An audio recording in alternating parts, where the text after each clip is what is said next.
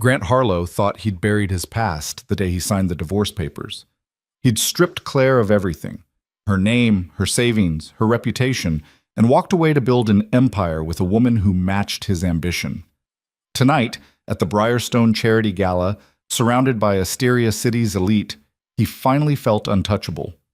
Until the crowd parted for a security detail he didn't recognize, and a tech billionaire offered his hand to a woman in sapphire who made Grant's blood run cold, because the woman wearing power like a second skin was the wife he'd destroyed, and she'd brought an army.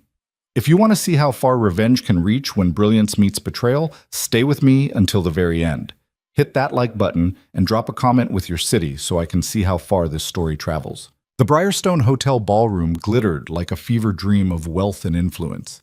Crystal chandeliers cast prismatic light across marble floors so polished they reflected the designer gowns and tailored tuxedos of Asteria City's most powerful players. Champagne flutes caught the light as waiters glided between clusters of executives, politicians, and old money families who controlled the city's economic bloodstream. The annual charity gala wasn't really about charity. Everyone knew that. It was about being seen, making connections, and reminding the world exactly where you stood in the hierarchy. Grant Harlow stood near the center of it all, his hand resting possessively on the small of his wife's back as another investment banker congratulated him on the Meridian Capital deal. Sloane Mercer Harlow smiled her practiced smile, the one that had graced 3 magazine covers in the past year, and touched the diamond necklace at her throat with perfectly manicured fingers. "You're too kind, Richard," Grant said, his voice carrying the easy confidence of a man who'd learned to command rooms. The Meridian partnership was inevitable once we demonstrated the synergies. Sometimes the math just works. Richard laughed. A little too loud, a little too eager. Math. Right, that's what we're calling ruthless negotiation tactics now? Grant's smile didn't waver, but his eyes hardened just slightly. I prefer to think of it as clarity of vision. Knowing what you want and being willing to do what it takes to get there. Sloane squeezed his arm, a subtle reminder to soften, to charm. She was better at reading rooms than he was, better at knowing when to push and when to retreat. It was one of the things that had attracted him to her in the first place. That, and the fact that her family's connections had opened doors that would have taken him another decade to reach on his own. Grant's being modest, Sloane interjected, her voice honeyed and smooth. The Meridian deal restructured 3 underperforming divisions and created nearly 200 jobs. That's not ruthless. That's strategic brilliance. The circle of executives murmured their approval, and Grant felt that familiar surge of satisfaction. This was what winning felt like. This was what he'd worked for, fought for, sacrificed for. As the conversation shifted to market predictions and political maneuvering, Grant let his gaze drift across the ballroom. He spotted Marcus Chen from the Asteria Business Journal talking to a city councilwoman near the ice sculpture, probably digging for his next exposé. Grant made a mental note to have his assistant send Marcus a gift basket. Keep the press friendly, keep the coverage positive. Keep the. His eyes continued to scan the room with the calculated assessment of a predator surveying territory. And then, like a punch to the gut, a name floated toward him from a nearby conversation. Claire Hanley. Can you believe it? I heard she was working at some boutique consulting firm in the Riverside district. Grant's attention snapped to the speaker, a red-haired woman in an emerald gown whose name he couldn't remember. She was talking to an older gentleman with silver hair, both of them holding champagne and speaking in that casual, careless way people did when they thought no one important was listening. Claire Hanley, the silver-haired man repeated, frowning. Why does that name sound familiar? She used to work at Harlow & Associates, back before it was Harlow & Associates, when it was just Grant Harlow working out of a strip mall office in Parkside. The woman laughed, not unkindly, just amused. She was his researcher or analyst or something, did all the grunt work while he schmoozed clients. Grant's jaw tightened. Sloane must have felt the tension ripple through him because she glanced up, her smile faltering just slightly. Everything okay, darling? Fine, he said through his teeth. Just remembered something I need to handle Monday. But he wasn't fine. The mention of Claire's name had dragged him back to a version of himself he'd worked very hard to forget. The version who'd operated out of a cramped office with water-stained ceiling tiles and furniture from a liquidation sale. The version who'd needed someone like Claire to organize his chaos, build his models, polish his presentations until they shined. The version who'd been married to her. It had been practical at the time. He'd needed stability, someone to believe in him when investors didn't, someone to work 18-hour days for equity instead of salary. Claire had been perfect for that role. Smart enough to be useful, humble enough not to demand the spotlight, loyal enough to follow him into uncertainty. And when he'd outgrown that version of himself, when the business had started to take off, and he'd needed a different kind of partner, someone with connections, someone who looked right at events like this, Claire had become a liability. The divorce had been brutal because it had to be. She'd wanted to fight for half of everything they'd built together, claiming she'd been an equal partner in the business. Grant's lawyers had buried her under paperwork, delayed hearings, bled her dry with legal fees until she'd had no choice but to accept the settlement he'd offered. Almost nothing. He'd walked away clean. She'd walked away broken. And he'd never looked back. "Grant," Sloane's voice pulled him back to the present. "The Wexlers are here. We should say hello."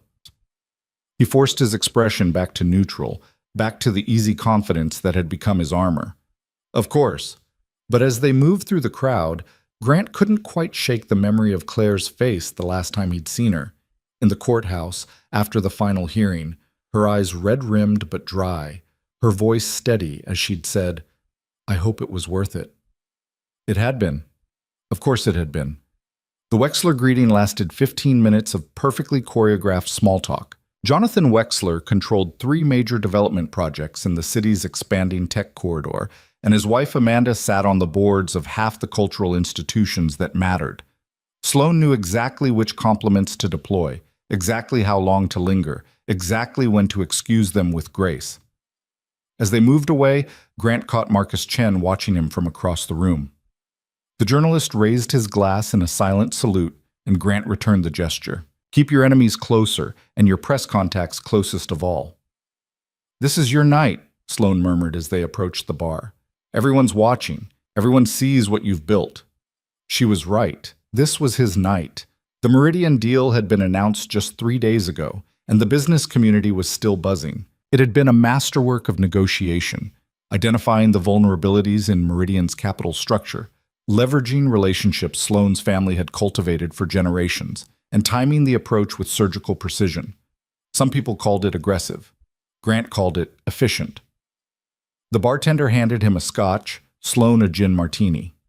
They turned to survey the room together, a united front of ambition and achievement. "There's something beautiful about this," Grant said quietly.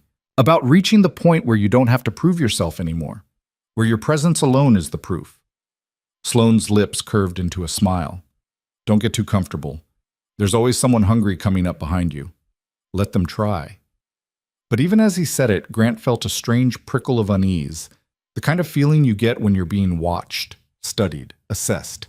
He scanned the room again, slower this time, trying to identify the source. Nothing. Just the usual crowd of power players and social climbers, everyone performing their roles in the grand theater of influence. He was being paranoid. Claire Hanley was a ghost from a past that didn't matter anymore. Hearing her name had just thrown him off balance for a moment, reminded him of debts he'd already paid and bridges he'd already burned. The evening progressed with its predictable rhythm. Dinner was announced, some elaborately plated fusion cuisine that prioritized presentation over substance. Grant found himself seated at a table with 2 venture capitalists, a state senator and the CEO of a pharmaceutical company that had just gone public. The conversation flowed around topics of interest rates, regulatory challenges, and the upcoming mayoral race. Sloane held court at the opposite end of the table, charming the senator's wife and laughing at the pharmaceutical CEO's attempts at humor. She was better at this than Grant was, better at making people feel special, making them believe they were the only person in the room that mattered. It was a skill he'd tried to teach Claire, back when he'd still believed she could grow into the role he'd needed her to play. But Claire had never been comfortable with performance, with the careful dance of flattery and positioning that defined this world. She'd always been too earnest, too focused on the work itself rather than the perception of the work.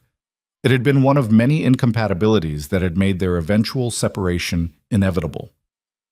Dessert arrived, something involving chocolate and gold leaf, and the evening's program began, The charity's director took the stage to thank everyone for their generous contributions, reading off names and donation amounts with the reverence usually reserved for religious texts. Grant and Sloan had contributed $50,000, enough to be mentioned in the second tier of recognition, visible but not ostentatious. As the applause rippled through the room, Grant felt his phone buzz in his pocket. He ignored it. Whatever it was could wait until tomorrow. The director introduced the evening's keynote speaker, some entrepreneur who'd made a fortune in renewable energy and now spent his time telling other people how to be successful. Grant half listened, his attention drifting again to the crowd, to the subtle dynamics of who sat with whom, who made eye contact across the room, who left early, and who stayed late. He was mapping the landscape of power the way he always did, looking for opportunities, identifying threats, calculating angles. And then the energy in the room shifted. It was subtle at first, just a ripple of movement near the main entrance, heads turning, conversations pausing mid-sentence. Grant felt Sloan stiffen beside him, her hand reaching for his arm. "What's going on?" she whispered. Grant followed the collective gaze toward the ballroom entrance and felt his heart rate spike. A security detail had entered, not the usual event security in ill-fitting blazers, but professionals. 6 of them, moving with military precision, their earpieces visible, their suits cut to accommodate weapons. They moved through the crowd with calm authority, creating a corridor from the entrance to the center of the room. The room had gone almost silent now, the kind of silence that happens when power announces itself without words. And then he appeared.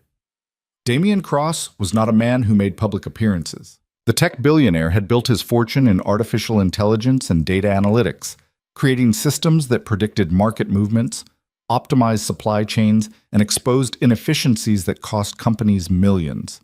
He was famously reclusive, conducting business through encrypted channels and proxy representatives, appearing in person only when absolutely necessary. His presence at a charity gala in Asteria City was unprecedented, shocking, historic. Cross was younger than Grant expected, mid-40s perhaps, with dark hair graying at the temples and sharp features that suggested both intelligence and ruthlessness.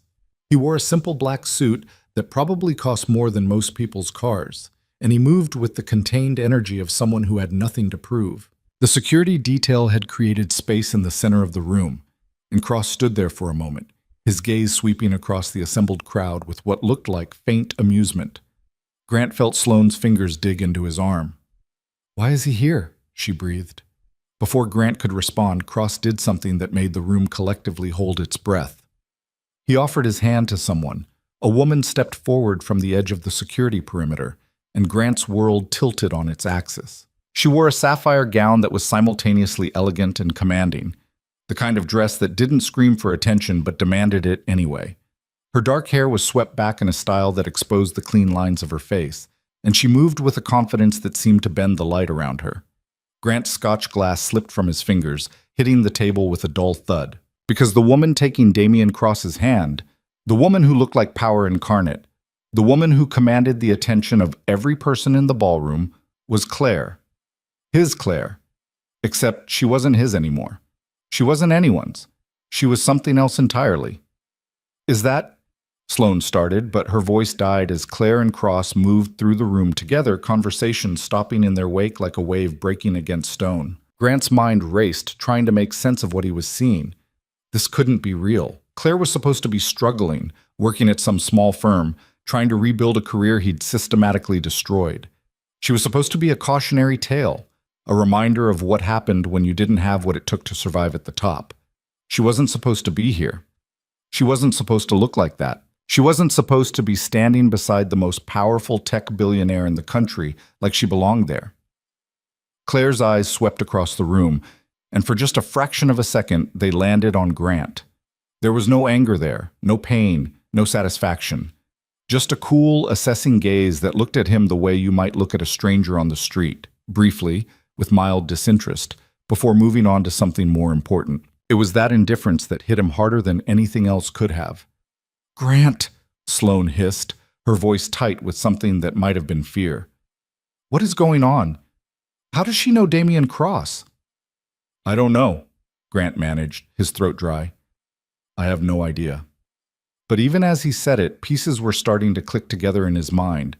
Fragments of information he'd dismissed as irrelevant suddenly reforming into a pattern he should have seen. 3 months ago, a boutique consulting firm called Ethon Analytics had appeared on the scene, taking on high-profile clients with unusual speed. Grant had barely paid attention. Small firms came and went all the time, and unless they were direct competitors, they didn't matter. 6 weeks ago, Meridian Capital had experienced some unusual trading patterns. Nothing illegal, but definitely irregular. Grant's team had investigated and found nothing concerning, just market volatility. 2 weeks ago, several of Meridian's smaller institutional investors had quietly sold their positions. Again, Grant's team had investigated and found reasonable explanations. Portfolio rebalancing, risk management, normal business. But now, watching Claire stand beside Damian Cross like she'd always belonged in rooms like this, Grant felt the first cold finger of real fear trace down his spine. Cross raised his hand, a casual gesture that somehow commanded absolute silence. The keynote speaker had stopped mid-sentence, recognizing that he was no longer the most important person in the room. "Good evening," Cross said, his voice carrying easily despite not being amplified. "I apologize for the dramatic entrance. I'm not usually one for public gatherings, but tonight required an exception." He glanced at Claire, something that might have been a smile touching his lips. "Some of you may know Claire Hanley. Some of you may have forgotten her, which was precisely what she was counting on." Grant felt his chest tighten. Beside him, Sloane had gone very still, her knuckles white against her champagne flute.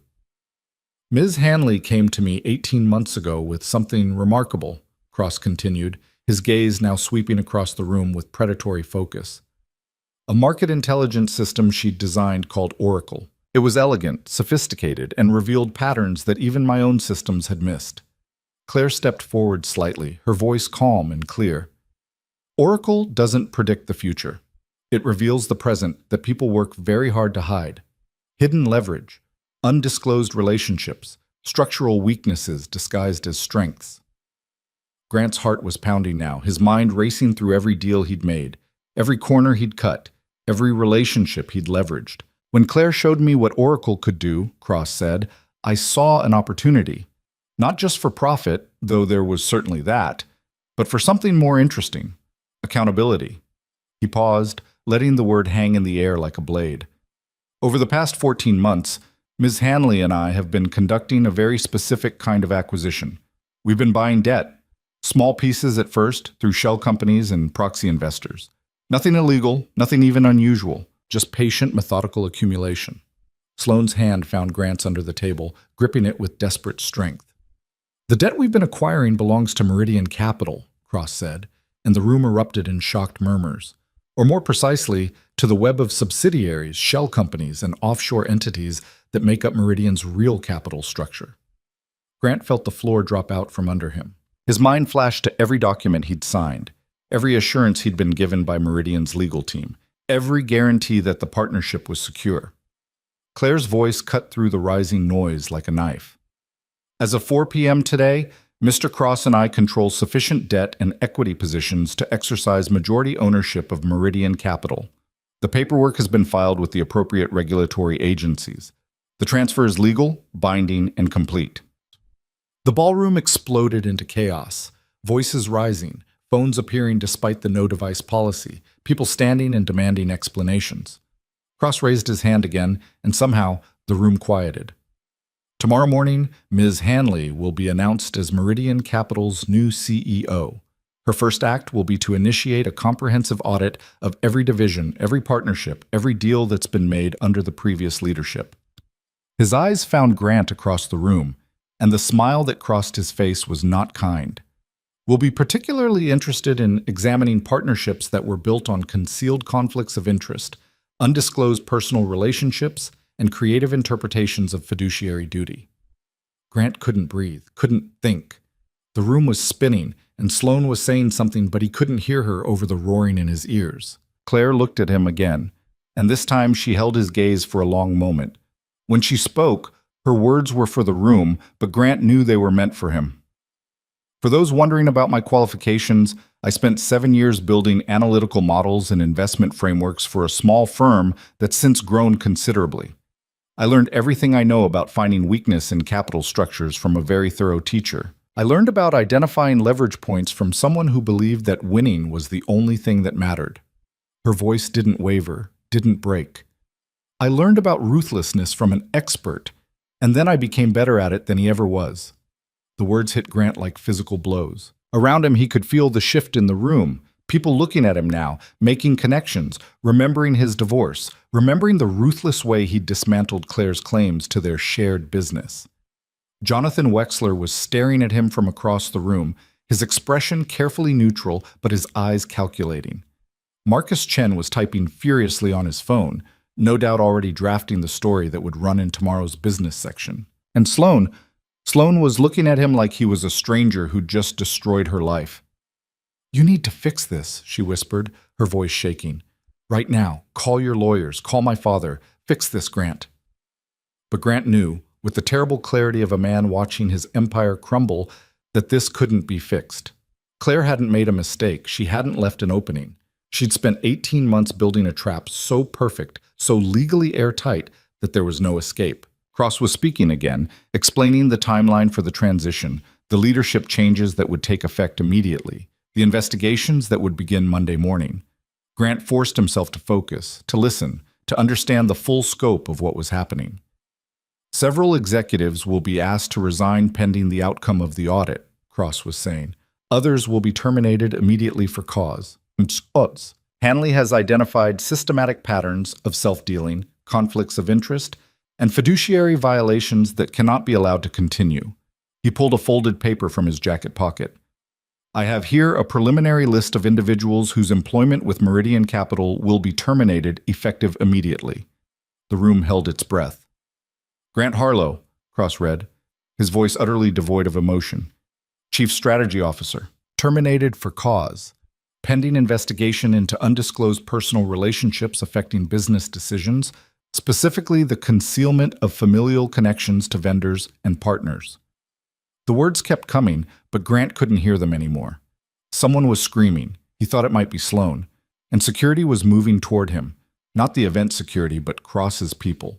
Professional and implacable. He stood on autopilot, his body responding to commands his brain hadn't consciously given. Around him, the ballroom had descended into controlled chaos, some people trying to leave, others pressing forward for a better view, everyone talking at once. Grant looked for Claire through the crowd and found her watching him. Their eyes met across the distance of the ballroom, across the years of marriage and divorce and destruction. She didn't smile, didn't gloat, didn't show any emotion at all. She just looked at him the way you might look at a chapter you'd finished reading, with mild curiosity about how it had ended, and relief that it was finally over. "Sir?" one of the security officers said, his hand gentle but firm on Grant's elbow. "This way, please." "I can walk," Grant heard himself say. "I don't need to be escorted like a criminal." "Protocol, sir," the officer replied, unmoved. They guided him through the crowd, which parted with the same curious, vicious energy that people show at traffic accidents. Grant kept his eyes forward, his expression as neutral as he could manage, trying to hold on to some shred of dignity. He could hear Sloane behind him, her voice rising in pitch as she argued with someone, probably trying to use her family's name, her connections, her influence to make this go away. She didn't understand yet. This wasn't something that could be made to go away. Claire had been thorough. Claire had been patient. Claire had learned from the best teacher she could have had, from Grant himself, and then she'd surpassed him. They led him through a service corridor that smelled of industrial cleaner and catering food. The contrast to the gilded ballroom was jarring, concrete floors and fluorescent lights, and the kind of unglamorous reality that existed behind every beautiful facade. Grant's phone was buzzing constantly now. Calls, texts, probably his lawyers trying to reach him, his partners demanding explanations. The security officer stopped at an exit that led to the hotel's loading area. "Someone will bring your coat and personal effects," he said.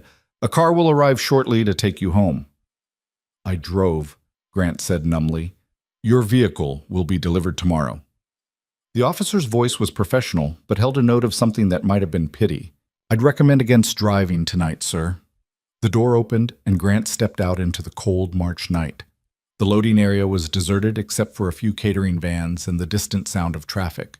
He stood there in his $1,000 tuxedo, in an alley behind the most prestigious hotel in Asteria City, and tried to understand how his life had unraveled so completely in the span of 30 minutes. His phone buzzed again. This time he looked at it. Marcus Chen. "Grant, I need a statement for tomorrow's story. Call me ASAP." His business partner, David. "What the hell is happening? The board is demanding answers." Sloan. "Where are you? We need to talk to Daddy's lawyers right now." And then a number he didn't recognize. "I'm sorry it came to this, but you taught me that sometimes the only way forward is through." C. Grant stared at the message for a long time, his fingers numb despite the relative warmth of the evening. He wanted to text back something cutting, something that would hurt her the way she'd hurt him. But what could he possibly say? What words could touch someone who'd just executed the most sophisticated corporate takedown he'd ever witnessed? Instead, he stood in the alley and let himself remember. Claire, 26 years old, earnest and brilliant and so ready to believe in him. Working weekends without complaint, building models that made his pitches sing, believing that they were partners in every sense of the word. Claire, crying in the courthouse, trying to explain to a judge why she deserved half of something she'd helped build from nothing. Claire, walking away with almost nothing, her shoulders straight despite everything he'd taken from her. And now Claire, standing in a ballroom full of the city's elite, holding the power to destroy everything he'd become. The car arrived, a black town car with tinted windows. The driver got out, opened the rear door, waited with practiced patience. Grant climbed in, and as the car pulled away from the hotel, he turned to look back at the building. Through the tall windows, he could see the ballroom still blazing with light. The party was continuing, life moving forward without him. The business community already adapting to this new reality where Claire Hanley was the person who mattered, and Grant Harlow was yesterday's news. He pulled out his phone and started scrolling through his contacts, looking for someone who could help, someone who could fix this, someone who could make it all go back to the way it was supposed to be. But with each name he considered, he realized the truth he'd been avoiding. There was no fixing this. Claire had won. Completely, utterly, irreversibly. And the worst part, the part that made his chest tight and his eyes burn, was that she'd won using every lesson he'd ever taught her about power, leverage, and the ruthless pursuit of victory. She'd become exactly what he'd always needed her to be. She just hadn't done it for him. The car drove through the empty streets of Asteria City, past the office buildings where Grant had built his reputation, past the restaurants where he'd closed deals, past the life he'd constructed so carefully over so many years. And for the first time since he'd walked away from his marriage, Grant Harlow understood the true cost of winning at any price. It wasn't that you lost things. It was that the things you lost eventually learned how to win without you. The town car dropped Grant at his penthouse in the Ashford Tower, the building where he and Sloan had moved after their wedding, all glass and steel and views that stretched across Asteria City like a kingdom he'd thought he owned. The doorman's expression was carefully neutral as he held the door, but Grant caught the flicker of something in his eyes. Knowledge. The story was already spreading. Grant rode the elevator to the 42nd floor in silence, his reflection staring back at him from the polished brass doors. He looked the same as he had 3 hours ago, same tuxedo, same haircut, same face, but everything else had changed in ways he was only beginning to understand. The penthouse was dark and empty. Sloan hadn't come home yet, probably still at the hotel, trying to do damage control with her family's connections, calling in favors that Grant suspected wouldn't matter anymore. He poured himself a scotch and stood at the floor-to-ceiling windows, looking out at the city lights. Somewhere down there, Claire was probably celebrating. Or maybe not. Maybe she was already working, planning her next moves, thinking 3 steps ahead the way she always had, the way he'd never appreciated until it was too late. His phone buzzed again. He'd turned off most notifications, but his lawyer had override access. "Grant, we need to talk. Tonight. Don't make any statements to anyone until we've spoken." Grant texted back, "Tomorrow. I need to think." "This can't wait until tomorrow. They're going to move fast. We need to be faster." But Grant knew better. Claire hadn't left any openings. If there had been a way to fight this, she would have anticipated it and closed it off months ago. She'd learned thoroughness from him, after all. He thought back to the early days of their relationship, before the marriage, before the business really took off. They'd met at a financial modeling workshop, one of those continuing education things that young professionals attended to network and pad their resumes. Claire had been presenting a case study on detecting fraud patterns in commercial real estate transactions, and Grant had been struck by the elegance of her approach. He'd asked her to coffee afterward, then dinner. Then he'd hired her as his first real employee, paying her barely enough to cover rent, but promising her equity, partnership, a share in something that would be worth the sacrifice. She'd believed him, completely, without reservation. And for a while, it had been good. They'd worked 18-hour days together, building financial models that helped small businesses secure funding, crafting pitch decks that turned skeptical investors into believers. Claire had a gift for finding the story in the numbers, for making data sing in ways that moved people to action. Grant had provided the vision, the ambition, the willingness to push harder than anyone else. Together, they'd been formidable. The marriage had been practical at first: health insurance, tax benefits, the stability that investors like to see. But somewhere in those early years, Grant had convinced himself it was also real, that they were partners in every sense, that Claire understood him in ways no one else could. The divorce had cured him of that delusion. When the business started to really take off, when the clients got bigger and the stakes got higher, Grant had realized that Claire didn't fit the image he needed to project. She was brilliant with data, but awkward at client dinners. She could build a financial model that would make a CFO weep, but she couldn't charm a room full of investors the way he needed. And then he'd met Sloane at a fundraiser for the Asteria Museum of Art. Sloane, who moved through rooms like she owned them, who had the right last name and the right connections and the right instincts for the social chess game that Grant was learning to play. The decision had been easy, in retrospect. Business was about optimization, about putting the right pieces in the right places. Claire was a liability he could no longer afford. His lawyers had made it brutal because he'd told them to. Bury her in motions, delay hearings, force her to spend money she didn't have fighting for assets he would never let her claim. Make it painful enough that she'd accept whatever settlement he offered just to make it stop. It had worked. Claire had settled for almost nothing, a small payout that wouldn't even cover her legal fees, and a non-disparagement agreement that prevented her from talking about what he'd done. Grant had walked away with the business, the assets, the future. Claire had walked away with nothing but the clothes on her back and the knowledge of how to build financial models that could change the world. He should have paid more attention to that second part. The penthouse door slammed open, and Sloane swept in like a storm front, still in her gown, her face flushed with anger and something that looked like fear. "Where have you been?" she demanded. "I've been calling for an hour." "Thinking," Grant said, not turning from the window. "Thinking?" "We don't have time for thinking. We need to act. Daddy's lawyers are already working on options. There has to be a way to challenge this, some kind of procedural violation, or—" "There isn't," Grant said quietly. She didn't make mistakes. Sloane stared at him, her chest heaving. "You're giving up? Just like that? Do you have any idea what this means for us? For my family?" Meridian Capital is a cornerstone investment for half of Daddy's portfolio. If that woman starts an audit— "Her name is Claire," Grant said, finally turning to face his wife.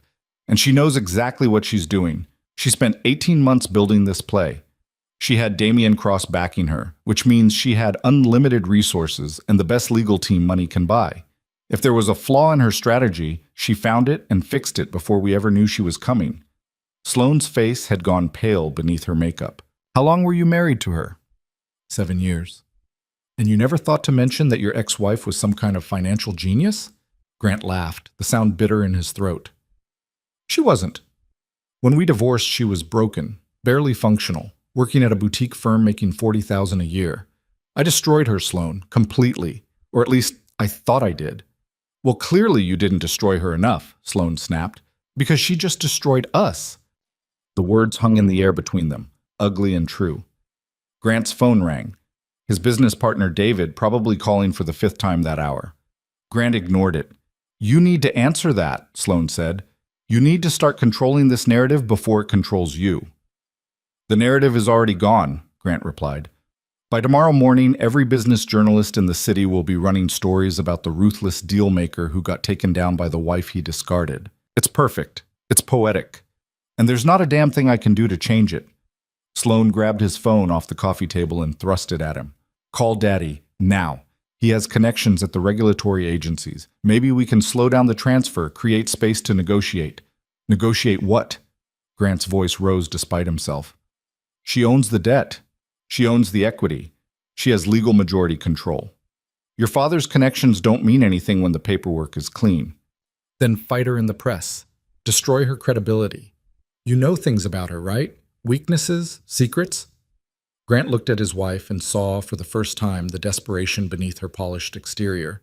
Sloan had built her identity around being on the winning team, around the Mercer name and the power it commanded.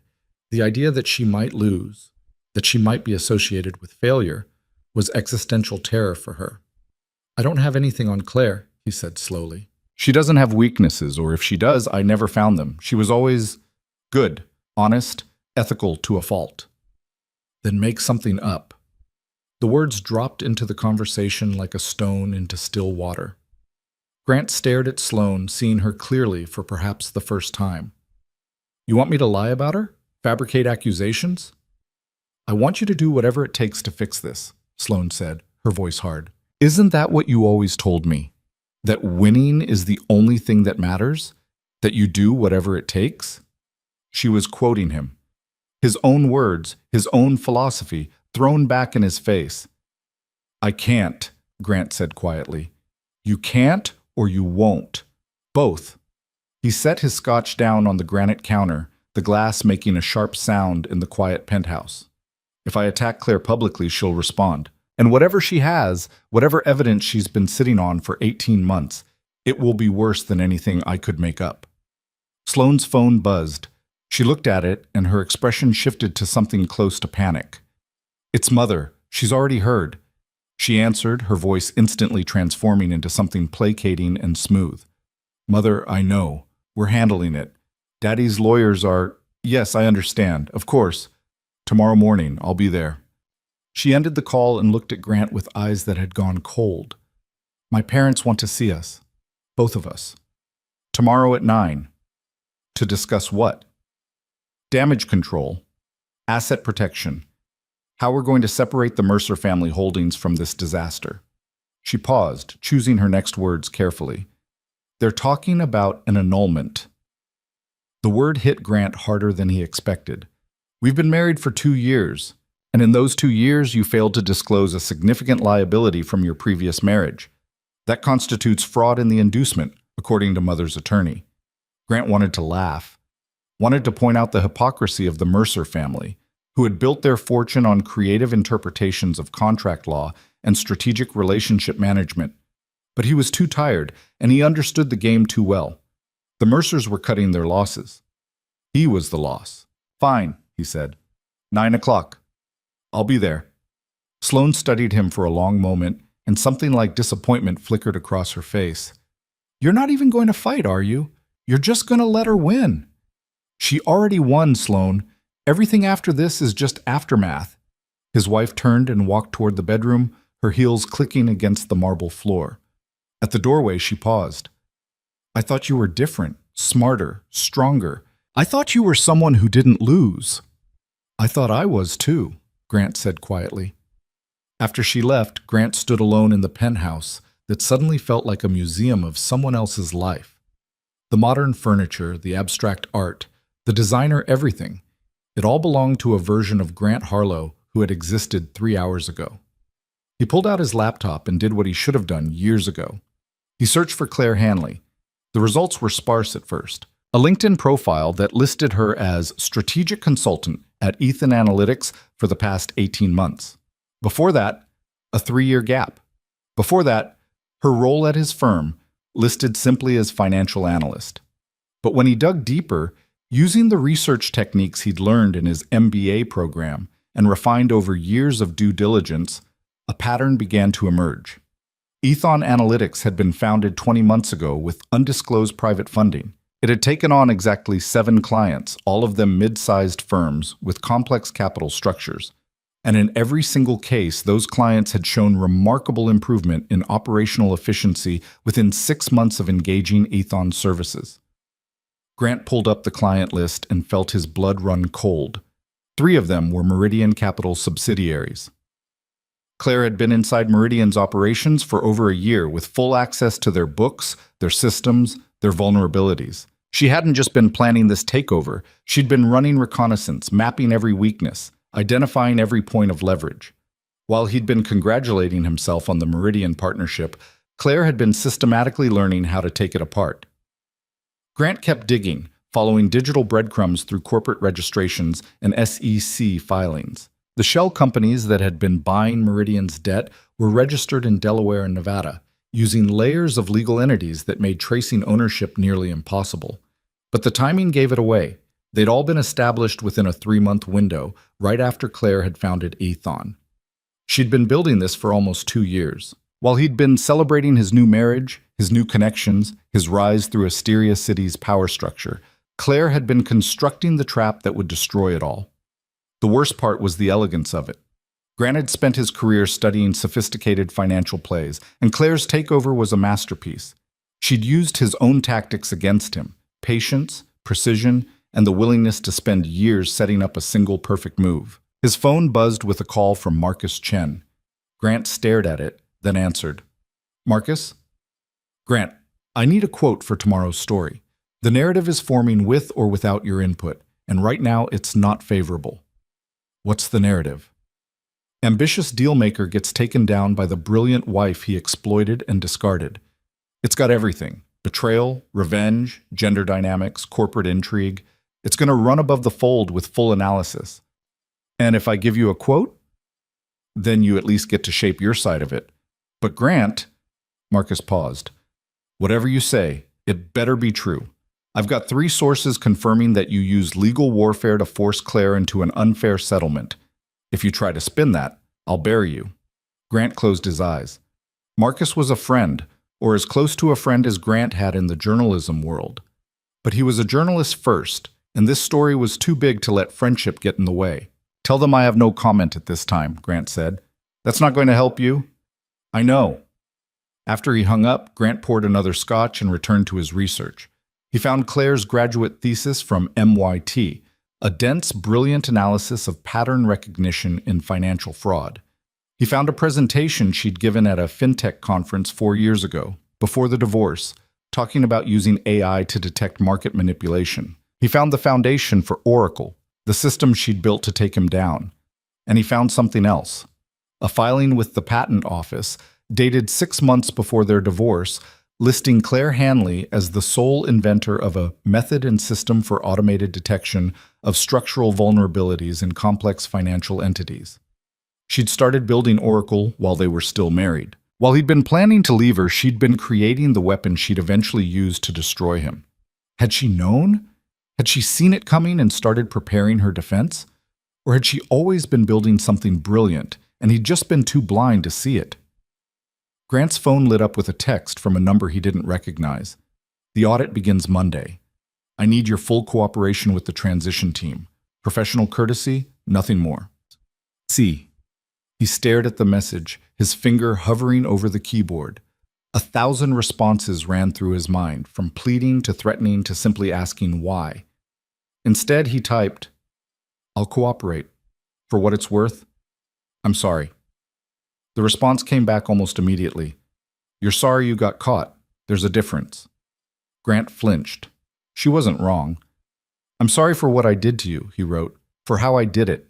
You deserved better." This time the response took longer. When it came, it was just 4 words. "Yes, I did. Goodbye, Grant." He sat there in his penthouse, surrounded by the trappings of success he'd built on the ruins of his first marriage, and finally let himself feel the full weight of what he'd lost. Not the career, though that hurt. Not the reputation, though that stung. Not even the marriage to Sloane, which he was beginning to suspect had always been more transaction than relationship. What he'd lost was the person who had believed in him before anyone else did. The person who had seen his potential when he was nobody, who had worked beside him through the brutal early years, who had never asked for credit or recognition, just partnership. He'd thrown that away because she didn't fit the image of success he wanted to project, because she wasn't polished enough, connected enough, strategic enough, and she'd gone away and become all those things without him, better than him, smarter than him, more patient, more thorough, more willing to play the long game. Grant pulled up security footage from the gala on his phone. Someone had already posted clips to social media because of course they had. He watched Claire step forward to take Damien Cross's hand, watched her move through the crowd with confidence that looked effortless but must have taken years to build.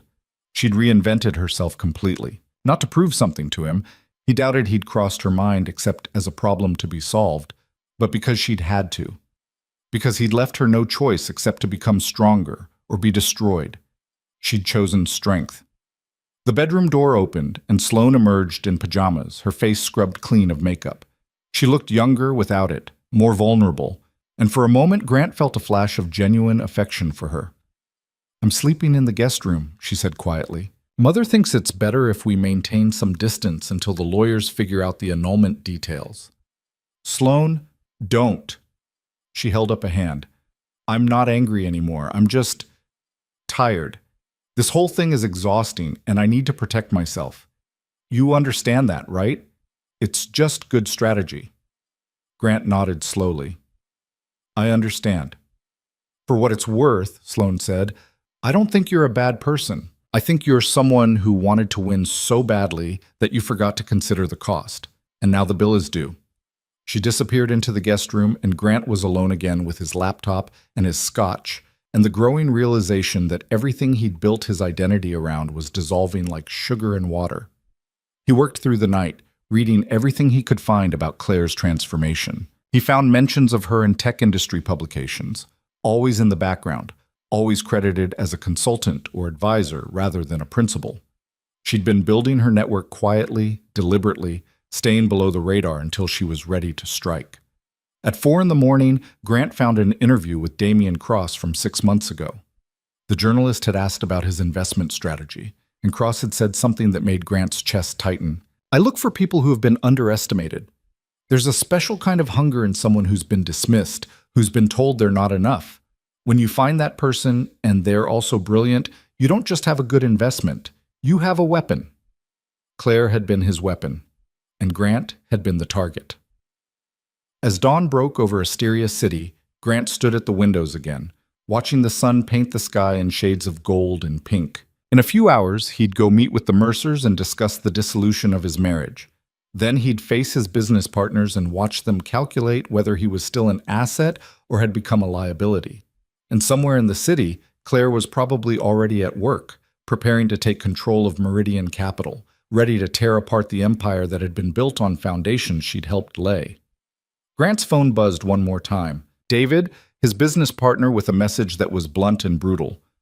"Board meeting at noon. Bring your lawyer. We need to discuss your future with the firm." Grant knew what that meant. He'd been in enough of those meetings from the other side. They were going to ask him to step down, to remove himself from client-facing roles, to become a liability they managed rather than a partner they valued. The transformation from winner to cautionary tale was happening faster than he'd imagined possible. He showered and dressed in one of his best suits, armor for the battles ahead, even if he knew he was going to lose them all. As he knotted his tie, he caught sight of himself in the mirror and barely recognized the man staring back. Grant Harlow, the ruthless dealmaker, looked exhausted, looked defeated, looked like someone who'd forgotten the most important rule of strategy, that every action has consequences, and sometimes those consequences take years to arrive. He thought about texting Claire one more time, asking her if this was enough, if she was satisfied with the destruction she'd wrought. But he already knew the answer. This wasn't about satisfaction for her.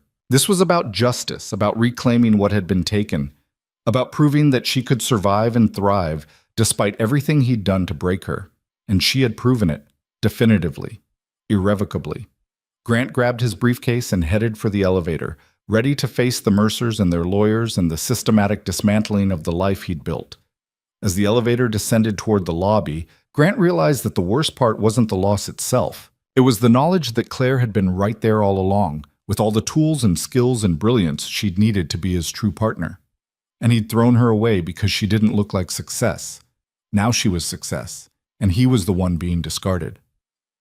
The elevator doors opened onto the lobby, where a small crowd of reporters had already gathered, cameras ready, questions prepared. Grant took a breath, straightened his shoulders, and walked into the aftermath of his own destruction with as much dignity as he could manage. Because if he'd learned anything from Claire, it was that how you handled losing mattered just as much as how you handled winning. Maybe more. The reporters surged forward as Grant stepped out of the elevator, their questions overlapping into an incomprehensible wall of noise. Microphones thrust toward his face, camera flashes creating bursts of white light that made his eyes water. Mr. Harlow, is it true you concealed assets during your divorce? Grant, how does it feel to be taken down by your ex-wife? Did you know Claire Hanley was planning this takeover? Grant kept his expression neutral, his stride steady as he pushed through the crowd toward the exit. His driver was waiting at the curb, thank heaven, the car door already open. Grant slid inside and the door shut, muffling the shouted questions to a dull roar. The Mercer residence, Grant said, his voice sounding strange in his own ears. The driver nodded and pulled into traffic.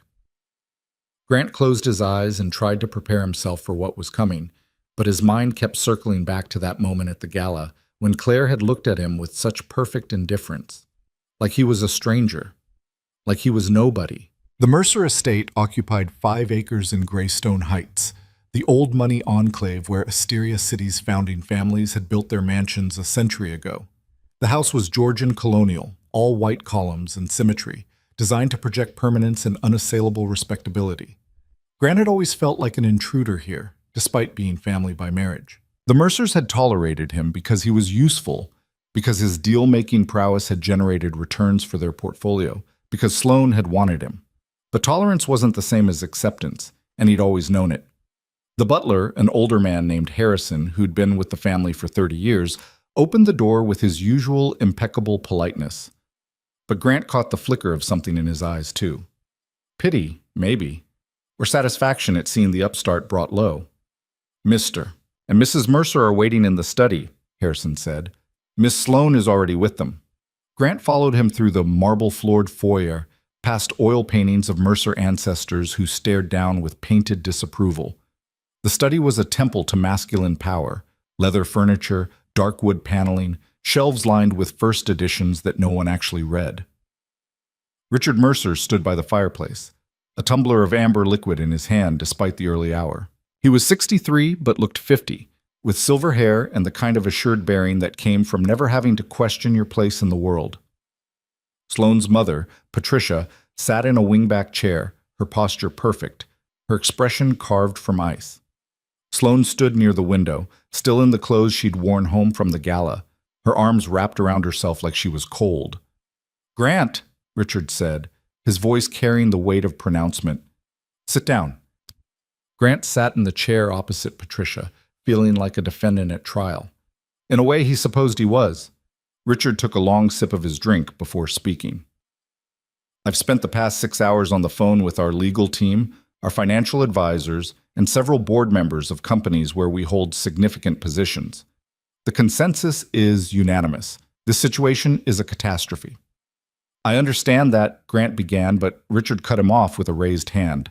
Do you truly understand the magnitude of what's happened? Meridian Capital manages $42 billion in assets.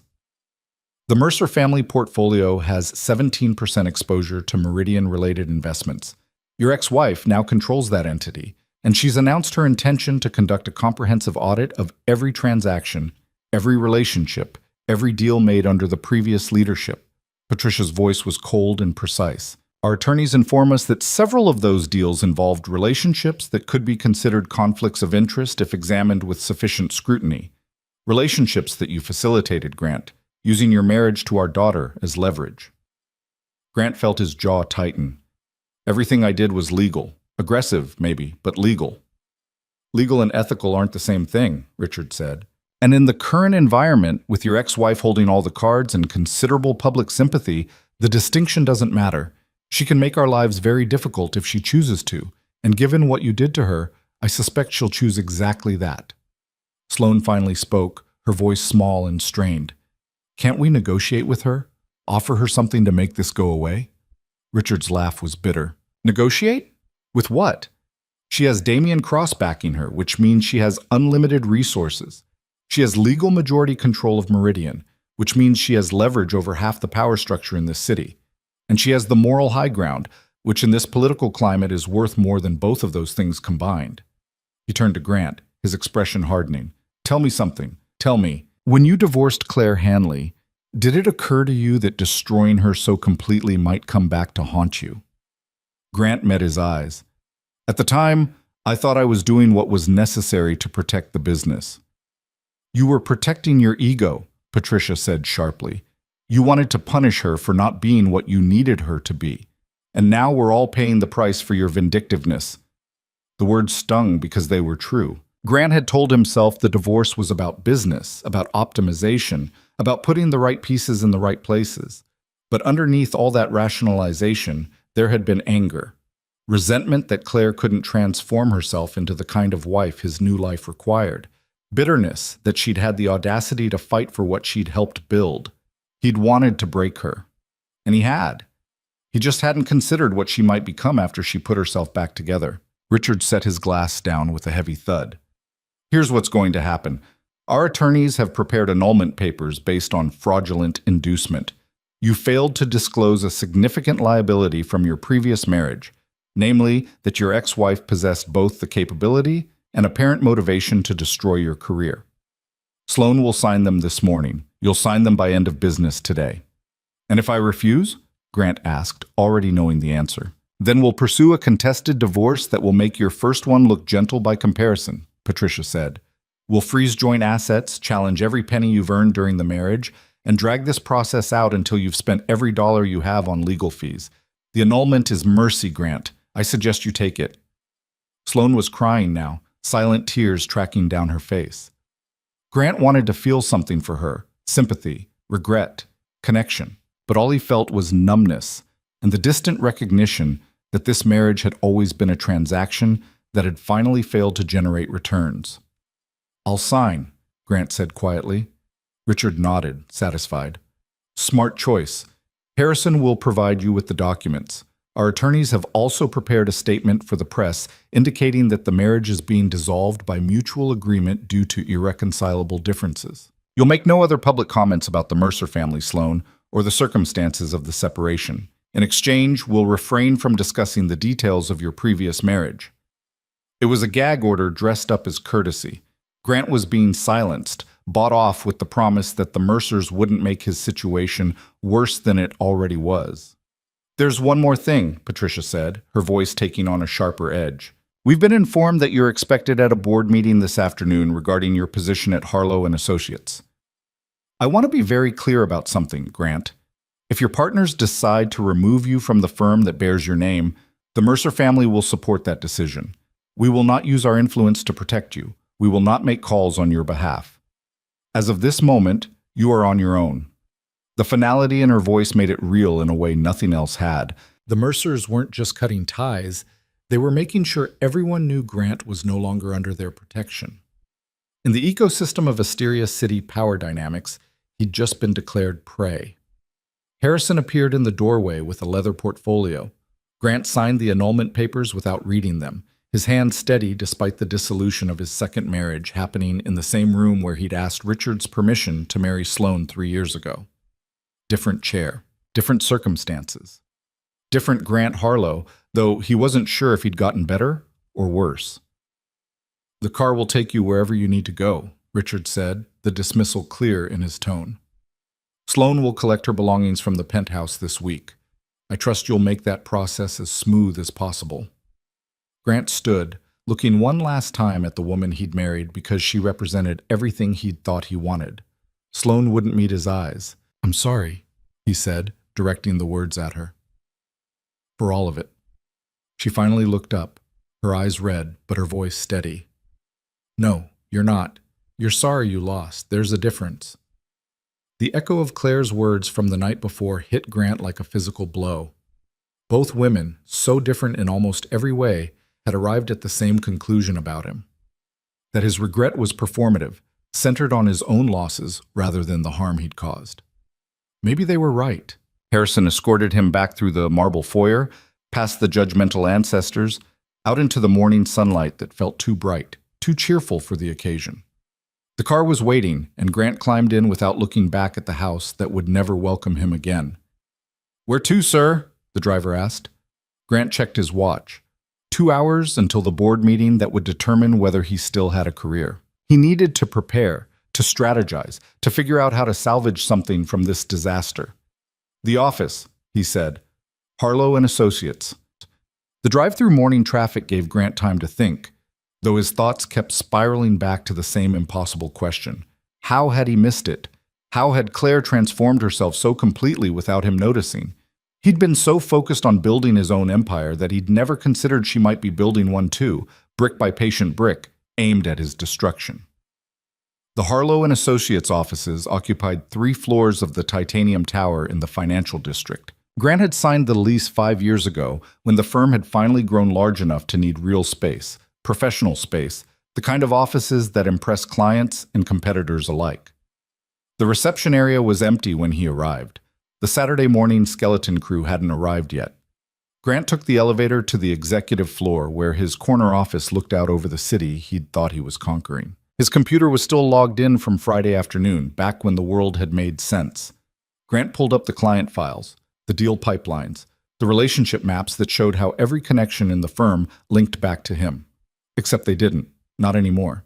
He started making a list, forcing himself to be clinical about it. Which clients had come through Sloane's family connections? Which deals had been facilitated by the Mercer name? Which relationships would evaporate now that he was no longer family? The answer was devastating. Nearly 40% of the firm's business had Mercer fingerprints somewhere in the chain of custody. And that didn't even account for Meridian-related work, which was about to disappear entirely once Claire's audit began exposing the conflicts of interest that Grant had considered creative synergy.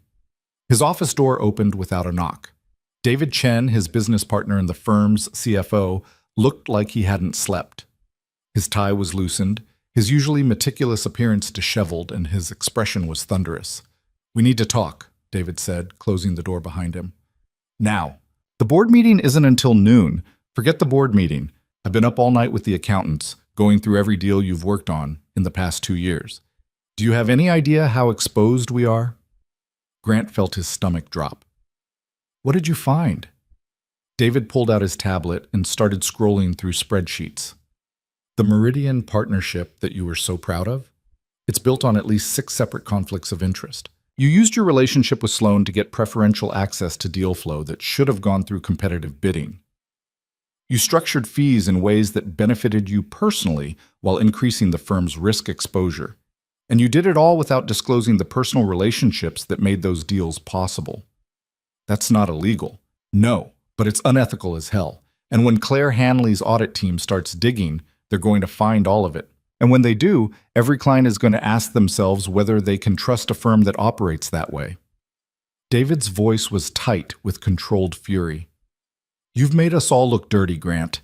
Every lawyer, every analyst, every junior associate who's worked here, they're all going to have this stink on their resume." Grant wanted to argue, to defend himself, but the words wouldn't come. Because David was right. In his rush to build bigger, close faster, win harder, Grant had cut corners and told himself that everyone did it, that this was just how business worked at the highest levels. But there was a difference between aggressive strategy and genuine conflict of interest, and Grant had crossed that line more times than he could count. "What does the board want to do?" Grant asked quietly. "The board wants you gone," David said bluntly. "Immediately. Before the audit starts, before the press digs deeper, before clients start asking questions we can't answer. This is my firm. My name is on the door. And that's the problem." David sat down heavily in one of the guest chairs. "Look, Grant, we've been partners for 8 years. I've watched you build this place from nothing. You're brilliant at what you do, when you're focused on the work instead of the optics. But somewhere along the way, you started believing your own mythology. You started thinking that winning justified everything, that the ends always justified the means." He pulled out a document and slid it across the desk. "This is a separation agreement. You'll step down as managing partner effective immediately. You'll retain a minority equity stake, but no operational control. Your name comes off the door and you make no public statements that could damage the firm's reputation. In exchange, we won't pursue legal action for the exposure you've created, and we'll structure your exit in a way that lets you keep some dignity." Grant stared at the document, the words blurring together. "And if I refuse?"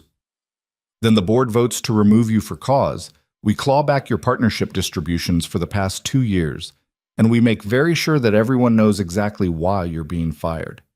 David's voice softened slightly. "Take the deal, Grant. It's the best you're going to get." Grant picked up the pen on his desk, feeling its weight in his hand. This pen had signed hundreds of deals, thousands of documents, all the paperwork that had built his career. Now it would sign the document that ended it. He signed. David took the papers and stood to leave, then paused at the door. "For what it's worth, I am sorry. I know you poured everything into this place. But you forgot the first rule of sustainable success. You can't build an empire on foundations that won't hold up to scrutiny." After David left, Grant sat alone in his office for a long time, looking at the city spread out below him. Somewhere out there, Claire was probably in a conference room at Meridian Capital, meeting with attorneys and accountants, planning the systematic exposure of every questionable deal, every hidden relationship, every corner that had been cut. She would be thorough. She would be relentless. She would be everything he'd taught her to be. His phone buzzed with a text from an unknown number. "Building security will escort you out at 11 a.m. Please have your personal effects packed by then." They weren't even letting him stay until the board meeting. The decision had already been made, and his presence was now a liability to be managed. Grant started packing his office, pulling down the awards and diplomas, the photos of deals closed and hands shaken. He found a picture of himself and Sloan at their wedding, both of them smiling for the camera, and wondered if either of them had ever actually been happy or if it had all been performance. At the back of a drawer, he found something that made him stop breathing. It was a photo from the early days, before the business took off, before the marriage fell apart. Grant and Claire at some cheap restaurant, celebrating their first big client contract. Claire was laughing at something, her face alight with genuine joy, and Grant was looking at her with an expression he barely recognized. Affection, pride, partnership. When had he stopped looking at her that way? When had she become an obstacle instead of an ally? Grant put the photo in his box with the rest of his personal effects and tried to remember the man he'd been in that picture. The man who'd believed in building something together, who'd valued loyalty and hard work, who'd thought success meant creating something meaningful rather than just accumulating wins. That man would have been horrified by what Grant had become. That man would have treated Claire like the asset she was, would have found a way to grow together instead of throwing her away. But that man hadn't wanted it badly enough, hadn't been hungry enough, hadn't been willing to do whatever it took. And maybe that was the tragedy, that becoming the kind of person who could win at the highest levels meant destroying the parts of yourself that would have made the winning meaningful. At 10:50, Grant carried his box to the elevator. The security guard who rode down with him was professional but distant, treating Grant like a potential threat rather than the man who'd signed his paychecks.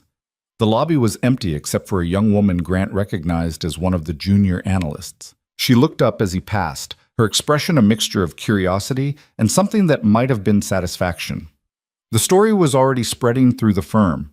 By Monday, everyone would know that Grant Harlow had been forced out of the company that bore his name, disgraced and diminished.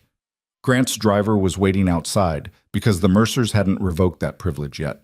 Small mercy, but he'd take it. "Where to, sir?" Grant was about to say the penthouse, then remembered that wasn't home anymore either. Sloan would be collecting her things, probably with movers and attorneys to make sure Grant didn't contest any of it. He couldn't go back there. Not yet. "The Riverside Hotel," Grant said. "I need a room." The Riverside was a mid-tier business hotel, the kind of place where salespeople stayed during conferences and divorced men landed when they couldn't face their empty apartments. It was anonymous and depressing, which fit Grant's mood perfectly. He checked in using a credit card that hopefully wasn't maxed out yet, and carried his box of office remnants to a room that smelled faintly of industrial cleaner and defeat. The view was of the parking garage. The bed was queen-sized and looked like it had absorbed the sadness of 1,000 failed business trips. Grant set the box on the desk and pulled out his laptop. He needed to understand the full scope of the damage, needed to map out what came next. But when he opened his email, the scope became terrifyingly clear. 3 clients had sent termination notices overnight, citing concerns about recent developments and the need to reevaluate our partnership. 2 more had requested emergency meetings to discuss the path forward, which was code for giving Grant one chance to convince them not to leave. His phone rang. A headhunter he'd worked with years ago, probably calling to see if Grant needed help finding his next role. Or maybe just calling to confirm that the rumors were true, to update her database with his diminished status. Grant didn't answer. He couldn't face the conversation, couldn't stomach the carefully sympathetic tone she'd use while mentally calculating how much his reputation was worth now. Another email arrived, this one from Marcus Chen. Grant, I'm running the story tomorrow. Final chance for comment. The narrative without your voice is going to be brutal. M. Grant opened a reply window and stared at the cursor blinking in the empty white space. What could he possibly say? That he'd made mistakes? Everyone already knew that. That he was sorry? No one would believe him. That Claire had gone too far? She'd done exactly what he would have done in her position, identified a weakness and exploited it without mercy. He closed the email without responding. His phone buzzed again, this time with a call from a number he recognized. His father, calling from the retirement community in Arizona where he'd moved after Grant's mother died. Grant almost didn't answer. His father had never approved of his career, had always thought Grant was too focused on money and status, had actively disliked Sloan on the one occasion they'd met. But the phone kept ringing, and finally Grant picked up. Dad? I saw the news, his father said, his voice gruff but not unkind. Thought I'd check in. I'm fine. You're not fine, but that's okay. Nobody's fine when their life falls apart. Grant felt something crack in his chest. His father had never been effusive, had never been the type to offer easy comfort, but he'd always been honest, which was more than Grant could say for himself lately. I made a lot of mistakes, Grant said quietly. I know. I could have told you this was coming if you'd ever asked. You didn't like Claire either, as I recall. I liked her fine, his father said. I didn't like the way you treated her, and I really didn't like watching you throw away a good woman for one who looked better in the society pages. The words hurt because they were true. Grant's father had always seen through the performance, had always known the difference between substance and shine. She destroyed me, Dad. Systematically. Patiently. She spent 2 years building a trap, and I walked right into it. Good for her, his father said, and Grant almost laughed at the bluntness of it. You taught her to be ruthless, and then you were surprised when she used those lessons. That's not tragedy, son. That's karma. Grant closed his eyes. I don't know what to do now. You figure out who you want to be when you're not winning. That's when character actually matters, when there's nothing left to hide behind. His father paused. You've got a choice to make, Grant. You can spend the next few years fighting this, trying to claw back what you lost, making yourself more bitter with every failure. Or you can accept that you lost, learn from it, and figure out how to be a better man than you were. That's not very practical advice. No, but it's true advice. And you're going to need some truth in your life because you've been drowning in comfortable lies for a long time.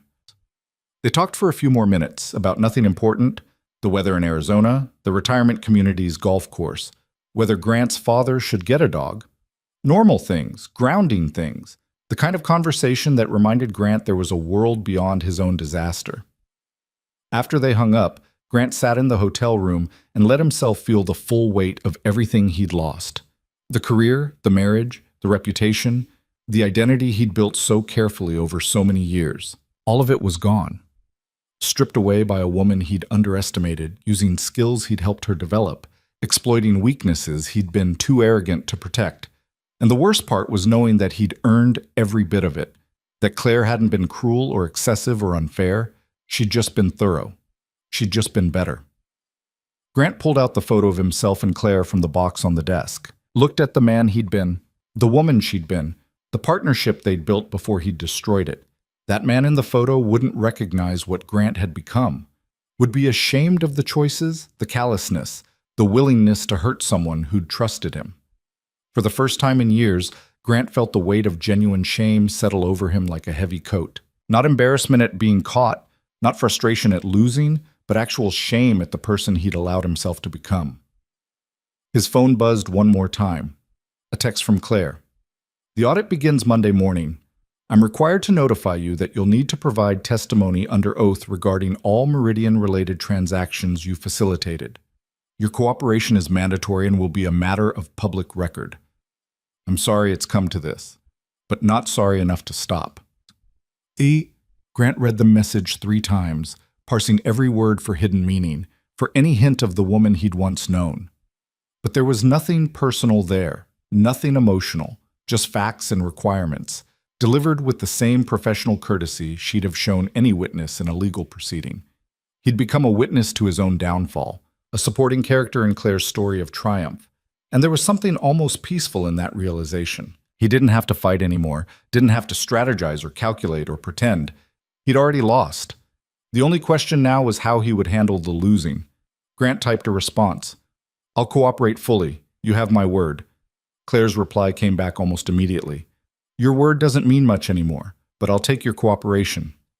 It was the truth, delivered without malice. Grant's word had become worthless because he'd spent years proving that his promises meant nothing when they conflicted with his ambitions. He set his phone down and looked around the depressing hotel room that represented his new reality. No penthouse views, no corner office, no beautiful wife or impressive title or any of the external markers of success he'd spent his life chasing. Just Grant Harlow, alone with the consequences of his choices, finally forced to confront the man he'd become. His father was right. This was the moment that mattered. Not the winning, but what came after the losing. Not the climb up, but the crawl back from the bottom. Grant didn't know yet who he wanted to be, but for the first time in a very long time, he was willing to find out. The knock on the hotel room door came at 7 on Monday morning, sharp and authoritative. Grant had been awake since 5, unable to sleep despite the exhaustion that had settled into his bones like sediment.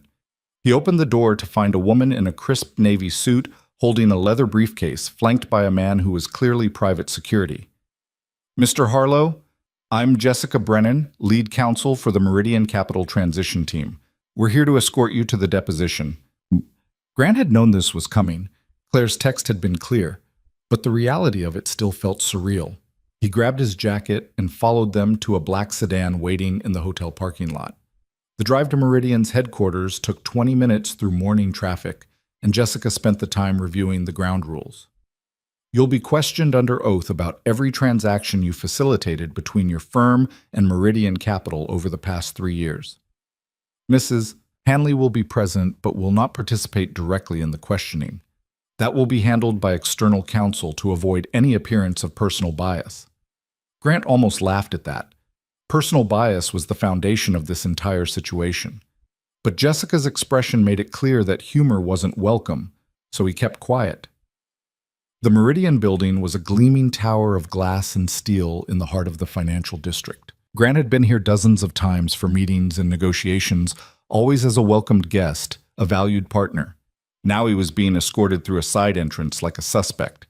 They took him to a conference room on the 40th floor, all polished wood and leather chairs and windows that offered a panoramic view of the city. A court reporter sat in the corner, her stenography machine at the ready. 3 attorneys were arranged along one side of the table, their expressions professionally neutral, but their eyes sharp with predatory focus. And at the head of the table, reviewing documents with calm concentration, sat Claire. She looked up as Grant entered, and their eyes met for the first time since the gala. She wore a charcoal suit that looked expensive but understated, her hair pulled back in a style that was all business. There were faint circles under her eyes that suggested she'd been working as hard as Grant had been worrying. "Mr. Harlow," she said, her voice professionally courteous, "thank you for coming. Please have a seat." Grant sat across from the attorneys, acutely aware of how the power dynamic had shifted. He was the one being questioned now, the one whose every word would be scrutinized and cataloged and potentially used against him. The lead attorney, a woman named Catherine Reynolds, who had a reputation for making executives cry during depositions, opened a thick binder and smiled at Grant with the warmth of a shark. "Let's begin with the Harrington Medical Systems transaction from August 2 years ago. Can you describe your role in facilitating that deal?" For the next 4 hours, Grant answered questions with painful precision. Every meeting he'd arranged using Sloan's family connections. Every fee structure he'd negotiated that benefited him personally while increasing the firm's risk exposure. Every conversation he'd had with Meridian executives that should have been disclosed but wasn't. Catherine was relentless, finding inconsistencies in his testimony and pressing until Grant had to admit things he'd spent years rationalizing away. that he'd used insider knowledge from Sloan about Meridian's investment priorities, that he'd structured deals to maximize his own compensation at the expense of his firm's junior partners, that he'd knowingly created conflicts of interest because he'd believed his relationships made him untouchable. Claire never asked a single question. She just sat there, taking notes occasionally, her expression giving nothing away. But Grant could feel her presence like a weight, could sense her cataloging every admission, every revealed weakness. Around noon, Catherine called for a lunch break. The attorneys filed out, leaving Grant alone in the conference room. He stood and walked to the windows, looking down at the city where he'd once felt like a king. The door opened behind him. He turned, expecting Jessica to tell him lunch had arrived, but instead found Claire standing there alone. "We should talk," she said quietly, closing the door behind her. Grant's heart rate spiked. This was the first time they'd been alone together since the divorce. The first time there was no audience, no performance required. "About what?" he asked, his voice coming out rougher than he'd intended. Claire moved to the window beside him, maintaining a careful distance, looking out at the same view. "About what happens next. The audit is uncovering worse things than I expected, Grant. Not just conflicts of interest, but actual fraud. Meridian's previous leadership was cooking the books, inflating valuations, hiding losses in shell companies. And some of those shell companies were entities you helped create." Grant felt the floor drop out from under him. "I didn't know about any fraud. I would never—" "I know," Claire interrupted, and her voice held a note of something that might have been sympathy. "I've been through your communications, your files, every document with your name on it. You were arrogant and unethical, but you weren't part of the actual criminal activity. You were just useful to them. A way to legitimize questionable deals through your relationship with the Mercer family. That's supposed to make me feel better?" "No. But it means you have a choice." She finally looked at him, and Grant saw something in her eyes he hadn't expected, not triumph or satisfaction, but exhaustion. "I'm going to expose everything I've found. The fraud, the corruption, the systematic looting of Meridian's assets by the previous executive team. It's going to be a massive scandal, and it's going to destroy a lot of careers, including mine." "Your career is already destroyed," Claire said bluntly. "What I'm offering you is a chance to rebuild it on something other than deception." Grant stared at her. "What do you mean?" "I need witnesses, people who can testify about how the old regime operated, who can provide context for the transactions that look legitimate on paper but were actually part of a larger scheme. You were close to those executives. You saw things, even if you didn't understand what you were seeing at the time. You want me to turn on the people I did business with?" "I want you to tell the truth." Claire's voice was steady, implacable. "I know that's a novel concept for you, but it's remarkably simple. Answer questions honestly. Provide documentation. Help me build a case that will hold up in court. And in exchange, I recommend immunity for you. The prosecutors will want cooperation from someone inside the network, and you're well positioned to provide it. You won't face criminal charges, and you won't be named as a defendant in the civil suits that are coming." Grant turned the offer over in his mind, looking for the trap. What's to stop me from lying? From protecting the people who could still help me rebuild? Claire's laugh was bitter. "Those people are gone, Grant. By this time next week, half of Meridian's executive team will be arrested. The other half will be fleeing the country or cutting their own immunity deals. No one is coming to save you. No one even remembers you exist except as evidence in a fraud case." The words were brutal, but Grant recognized the truth in them. He'd burned through his social capital, alienated his allies, made himself disposable in his rush to climb higher. "Why are you offering me this?" he asked. "You could just let me burn with the rest of them. Because despite everything, I don't think you're actually evil, just weak. And I've learned that weak people can still choose to do the right thing when there's no other option left." She paused. "Also, because having your cooperation will make the case stronger. And I want these people buried. They didn't just steal money. They destroyed retirement accounts, pension funds, the savings of people who trusted them. They deserve everything that's coming to them." Grant heard the steel in her voice and recognized something fundamental. This wasn't about him anymore, if it ever had been. Claire was building something bigger than revenge, something that mattered beyond their personal history. "I'll cooperate," he said. "Completely. Whatever you need." Claire nodded slowly, studying his face like she was trying to determine if he meant it. "Okay, I'll set up a meeting with the prosecutors for later this week. In the meantime, keep answering Catherine's questions honestly. Don't try to minimize what you did or make excuses. Just tell the truth. She turned to leave, then paused at the door. For what it's worth, I'm sorry it came to this. I didn't want to destroy you, Grant. I just wanted to stop you from destroying anyone else. Before he could respond, she was gone, leaving Grant alone with the weight of what she'd said. The afternoon session was worse than the morning. Catherine had clearly received new information during lunch, and her questions became more pointed, more aggressive. She walked Grant through a series of transactions that looked increasingly suspicious when examined together, a pattern of deals that had enriched Meridian executives while exposing the fund's investors to unreported risk. Grant answered as honestly as he could, watching the attorneys exchange glances that told him he was giving them exactly what they needed. By the time Catherine called an end to the deposition at 6 p.m., Grant felt hollowed out, scraped clean of every rationalization he'd used to justify his behavior. Jessica drove him back to the hotel in silence. As he climbed out of the car, she handed him a business card. The prosecutor handling the Meridian case wants to meet with you Thursday morning. Be there, be honest, and maybe you'll get through this without a criminal record.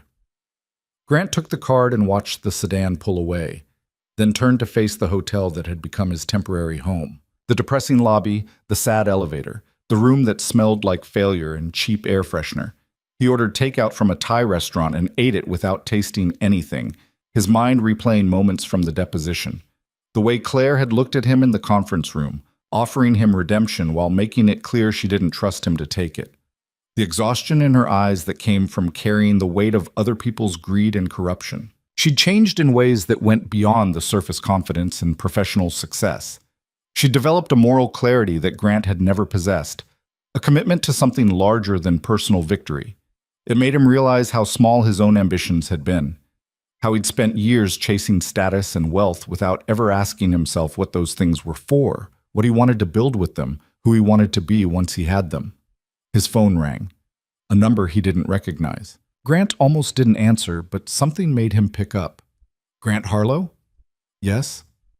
This is Thomas Weinstein. I'm an attorney representing several former Meridian executives. I understand you were deposed today regarding your business relationship with the company.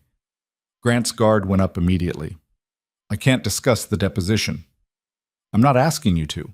I'm calling to offer you legal representation and to advise you that speaking with the transition team or prosecutors without counsel present is a mistake you'll regret. I already have a lawyer. Do you? Because from where I'm sitting, it looks like you're cooperating with people who want to use you as a scapegoat for crimes you didn't commit. Weinstein's voice was smooth, persuasive. My clients are prepared to provide you with top-tier legal representation in exchange for your testimony supporting their defense. We can protect you, Grant. Make sure you don't take the fall for other people's decisions. Grant recognized the offer for what it was, an attempt to flip him, to turn him against Claire's investigation in exchange for protection he didn't actually need. Who are your clients? He asked, though he already suspected the answer. I represent the interests of several Meridian executives who believe they're being targeted unfairly by the new leadership. People who could help you rebuild your career once this witch hunt is over. There it was. The old network, the old relationships, trying to reassert themselves, offering Grant a lifeline back to the world he'd lost, if he was willing to undermine Claire's investigation. 6 months ago, Grant would have taken the offer without hesitation, would have seen it as smart strategy, good business, the way survival worked at the top. But 6 months ago, Grant hadn't spent 4 hours answering questions that forced him to confront every corner he'd cut, every ethical line he'd crossed, every person he'd used on his way up. Mr. Weinstein, I appreciate the call, but I'm not interested in your representation. Grant, be reasonable. These people can help you. These people are criminals, Grant said, surprising himself with the certainty in his voice. And I'm done helping criminals pretend to be legitimate business people. Don't call me again. He hung up before Weinstein could respond, his heart pounding. It felt strange turning down an offer of help from people who still had power. But it also felt right in a way that nothing had felt right in a very long time. Grant pulled out his laptop and started writing. Not a legal document or business proposal, but something more personal. a letter to Claire that he'd probably never send but needed to write anyway. He wrote about the early days when they'd been partners in every sense, about the moment he'd decided she wasn't enough, wasn't the right kind of asset for the life he wanted to build, about the divorce and the deliberate cruelty of it, the way he'd used the legal system to break her because he could. He wrote about watching her at the gala, realizing she'd become everything he'd always needed but had been too blind to value, about the shame of being destroyed by someone he'd underestimated, using skills he'd helped her develop. And he wrote about the choice she'd given him that afternoon, to cooperate with the investigation, to tell the truth, to maybe find some redemption in the ashes of his ruined career. The letter ran to 6 pages before Grant finally stopped, his fingers tired and his eyes burning. He read through it once, cringing at the raw emotion, the naked admission of everything he'd done wrong. Then he saved it in a folder labeled unsent and closed his laptop. The rest of the week passed in a blur of meetings with prosecutors, more depositions, and long hours spent reviewing documents to identify which transactions had been legitimate and which had been part of the fraud scheme. Grant cooperated fully, answering every question, providing every piece of evidence he had access to. The prosecutor, a sharp-eyed woman named Sarah Chen, seemed initially skeptical of Grant's willingness to help. But as the days progressed and Grant continued to provide detailed, honest testimony that incriminated people who might have helped him rebuild his career, her skepticism shifted to something like grudging respect. "You understand that your cooperation doesn't erase what you did," she said during one break. "The conflicts of interest, the self-dealing, that's still wrong, even if it wasn't technically criminal." "I know," Grant replied. "I'm not asking for absolution. I'm just trying to make sure the actual criminals don't get away with it." Sarah studied him for a long moment. "Claire Hanley speaks highly of your analytical abilities. Says you're brilliant when you're not letting your ego get in the way." Grant felt something twist in his chest. "She said that?" "She did. Also said you were the worst mistake she ever made, but that your talent for identifying patterns in financial data is world-class." Sarah's expression softened slightly. "She thinks you could still contribute something valuable to the world if you ever figure out how to use your abilities for something other than self-advancement." "Did she ask you to tell me that?" "No, but I thought you should know that she hasn't completely written you off. Even after everything you did to her, she still sees potential in you." Sarah paused. "Don't waste it." On Friday evening, Grant sat in his hotel room and watched the news coverage of the arrests. 7 former Meridian executives were taken into custody in coordinated raids across the city. The charges included fraud, embezzlement, conspiracy, and money laundering. The news anchors used words like massive and unprecedented and shocking. Grant's name wasn't mentioned, which meant Sarah had kept her promise. He'd been granted immunity in exchange for his cooperation, and his role would be limited to witness testimony in the eventual trials.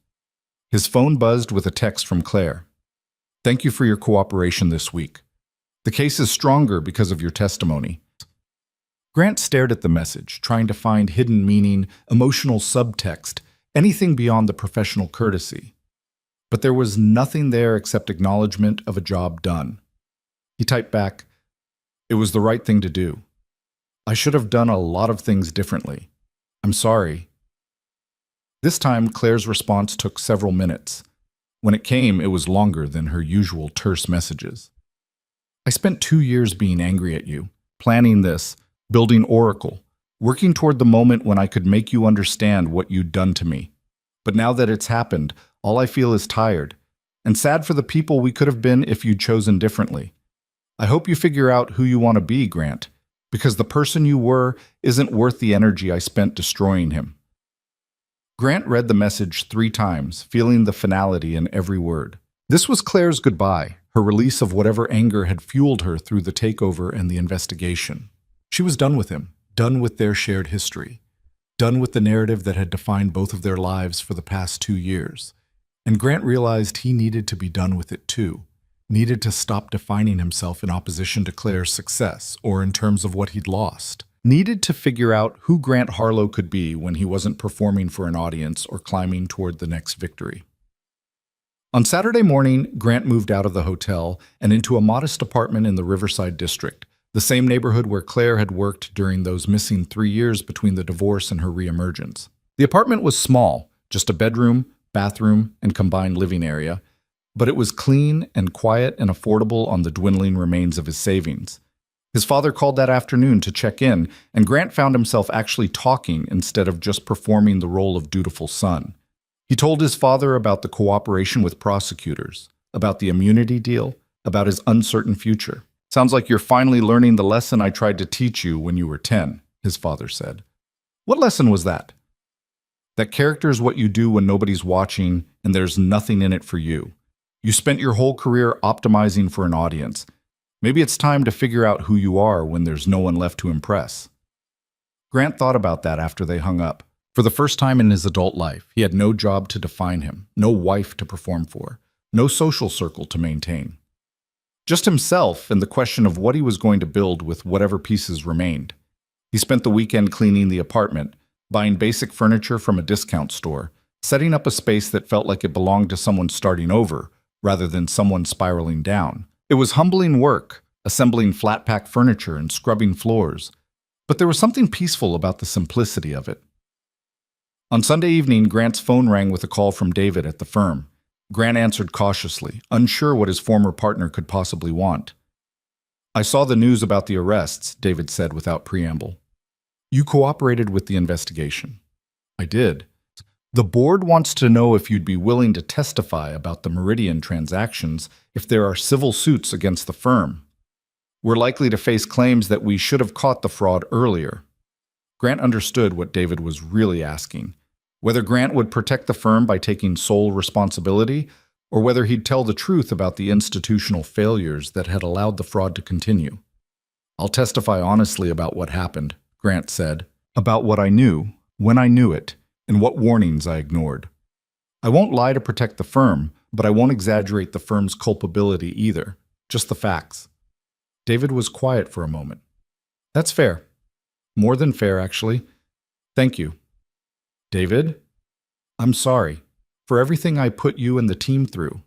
I know, and for what it's worth, I think you're finally becoming the person you always could have been if you hadn't been so obsessed with winning." David paused. "There might be some consulting work coming up. Nothing big, just small firms that need help with financial modeling and due diligence. I could send some clients your way if you're interested." It was an olive branch, a hint that maybe Grant's professional reputation wasn't completely destroyed, that maybe there was a path back to doing work that mattered, even if it would never be at the level he'd once achieved. "I'd appreciate that," Grant said quietly. After they hung up, Grant stood at his apartment window looking out at the city lights. Somewhere out there, Claire was probably working late in her new office at Meridian, building the kind of company she'd always wanted to work for. Ethical, transparent, focused on creating value rather than extracting it. She'd won completely. Not just the takeover, not just the exposure of corruption, but the larger battle for who would define the narrative of their shared history. And Grant had lost completely. His career, his marriage, his reputation, his identity as a winner. But standing there in his modest apartment, with no audience and nothing to prove, Grant felt something unexpected. Relief. He was tired of performing, tired of calculating every interaction for strategic advantage, tired of being the person who valued winning above everything else. Maybe losing was the best thing that had ever happened to him. Maybe it was the only thing that could have forced him to confront who he'd become and decide whether that was who he wanted to stay. Grant pulled out his laptop and opened a new document. Not a letter this time, but a list. A real, honest accounting of his skills, his experience, and the kind of work he could do that might actually help people instead of just enriching himself. Financial modeling, due diligence, pattern recognition in complex data sets. The ability to explain complicated concepts in ways that non-experts could understand. He'd spent years using those skills to benefit himself and his clients without much regard for whether the work itself was good or valuable. What if he started using them differently? What if he built a practice around helping small businesses understand their finances, or teaching people about financial literacy, or working with nonprofits that needed sophisticated analysis but couldn't afford big consulting firms? It wouldn't make him rich. It wouldn't get his name back on anyone's door or earn him invitations to charity galas. But it might let him look at himself in the mirror without shame. Grant started making notes, sketching out what a practice like that might look like, the kind of clients he could serve, the fees he could charge that would be sustainable but not exploitative, The partnerships he could build with organizations that shared his newfound interest in doing work that mattered. It was tentative, uncertain, nothing like the bold strategies he used to craft. But it was honest, and after years of building his life on performance and deception, honesty felt like solid ground. His phone buzzed one last time that night, a message from a number he didn't recognize with just a link and a short note. "Thought you might be interested." "Who?" Grant clicked the link and found himself looking at a job posting. Equor Ventures, the name Claire had chosen for the renamed Meridian Capital, was looking for a director of financial education and literacy programs, someone with deep expertise in financial modeling who could translate that knowledge into curricula for underserved communities and small business owners. The position reported directly to the CEO, to Claire. Grant stared at the posting, his mind racing. Was this an olive branch? A test? An acknowledgement that despite everything, she still saw value in what he could contribute? Or was it just Claire being pragmatic, recognizing that Grant's skills were well suited to a role that needed filling, and that his current desperation made him unlikely to negotiate aggressively on salary? He read through the job description 3 times, looking for hidden meaning. The salary was modest, less than a quarter of what he'd been making at his peak. The work was decidedly unglamorous: teaching, curriculum development, community outreach. Nothing that would rebuild his reputation or restore his status. But it was real work. Important work. The kind of work that might let him use his abilities to help people who actually needed help instead of making rich people richer. Grant opened a reply to Claire's message and typed, "Is this a serious offer, or are you just twisting the knife?" Her response came back within minutes. "It's a serious offer. You're good at what you do when you're not being self-serving. This role would force you to be useful to people who can't do anything for your career. I think that might be good for you. But the decision is yours." Grant sat with that for a long time, weighing the implications. Taking this job would mean working for Claire, reporting to the woman he'd betrayed, accepting a salary that would barely cover the rent on his modest apartment. It would mean admitting, publicly and definitively, that he'd fallen from grace and wasn't coming back. But it would also mean doing work that mattered. Learning from someone who understood how to build something valuable instead of just extracting value from other people's work. Maybe even finding a way to contribute something meaningful to the world.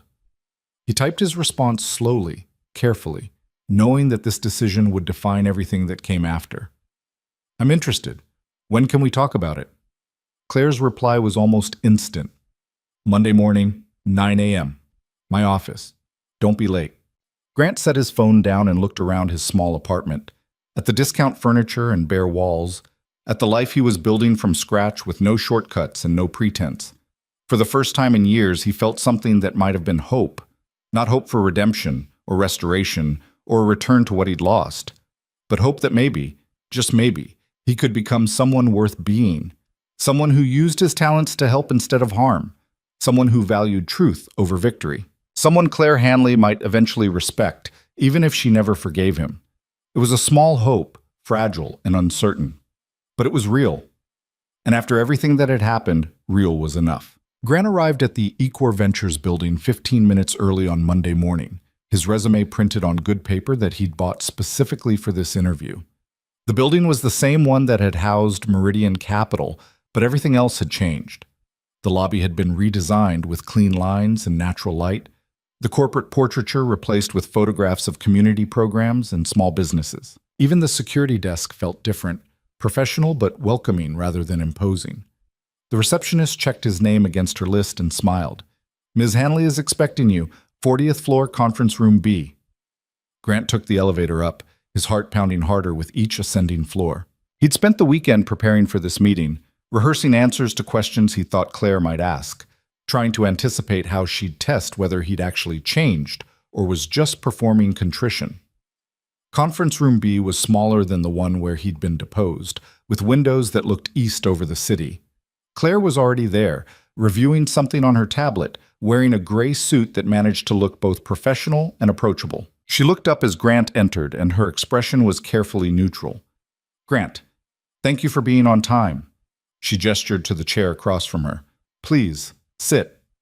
Grant sat, acutely aware of how the power dynamic had shifted. He was the supplicant now, the one asking for opportunity rather than bestowing it. I've reviewed your qualifications, Claire said, setting her tablet aside.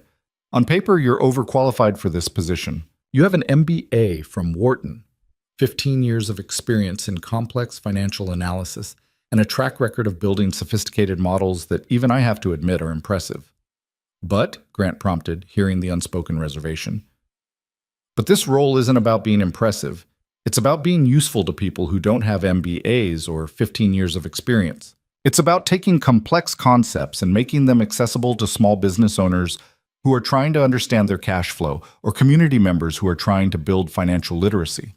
She leaned forward slightly. It's about service, not status. Can you do that? Grant met her eyes. I don't know, but I want to try. Why? The question was direct, almost challenging. You could rebuild your consulting practice, work with mid-tier firms that would pay you 3 times what this position offers. Why would you want to work here? Reporting to me, doing work that won't restore your reputation or get you back into the circles you used to run in.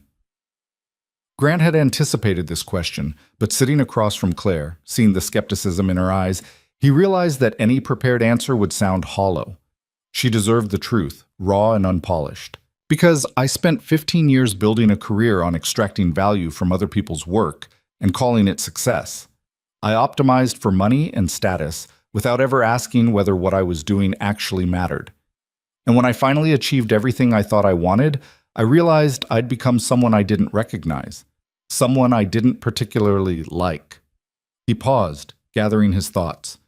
You didn't just take away my career, Claire. You forced me to see what I'd become. And what I saw was someone who'd spent years using people, including you, especially you, as stepping stones to something that turned out to be empty. Claire's expression didn't change, but Grant thought he saw something flicker in her eyes. Not forgiveness, but perhaps attention. This role wouldn't fix what I did, Grant continued. Nothing can fix that. But it might let me use the skills I developed, the ones you helped me refine when we were partners, to actually help people instead of exploiting them. And maybe, over time, I could become someone who contributes something meaningful instead of just taking. The silence stretched between them, heavy with history and hurt and the weight of everything they'd once been to each other. Finally, Claire spoke. I'm not offering you redemption. I want to be very clear about that. This is a job, nothing more. You'd be an employee, not a partner. You'd report to someone 10 years younger than you who will expect you to teach financial literacy to teenagers in underserved neighborhoods without any promise of recognition or advancement. I understand. And if you revert to your old patterns, if you start treating people as assets to be leveraged, if you prioritize your ego over the mission, if you demonstrate any of the behavior that characterized your previous career, I will fire you immediately. No second chances, no opportunities to explain. Just termination. I understand that too. Claire studied him for a long moment, and Grant forced himself to hold her gaze without flinching, without performing confidence he didn't feel. Just being present, being honest, being willing to accept whatever judgment she rendered. The salary is $65,000, Claire said finally. No bonuses, no equity, no promises of future advancement. You'd start as soon as the background check clears, which, given your recent cooperation with prosecutors, should be straightforward. Grant felt something loosen in his chest. Are you offering me the job? I'm offering you an opportunity to prove that people can change. Whether you actually do the work of changing is up to you. She pulled out a folder and slid it across the table. This is the employment agreement. Read it carefully. If you decide to accept, sign it and return it by end of day Wednesday. Grant opened the folder, scanning the terms. Everything Claire had said was there in black and white. The modest salary, the reporting structure, the termination clause that gave her absolute discretion to fire him for cause. It was the least secure, least prestigious position he'd held since graduating from business school. I'll sign it today, Grant said. Take the time to read it properly.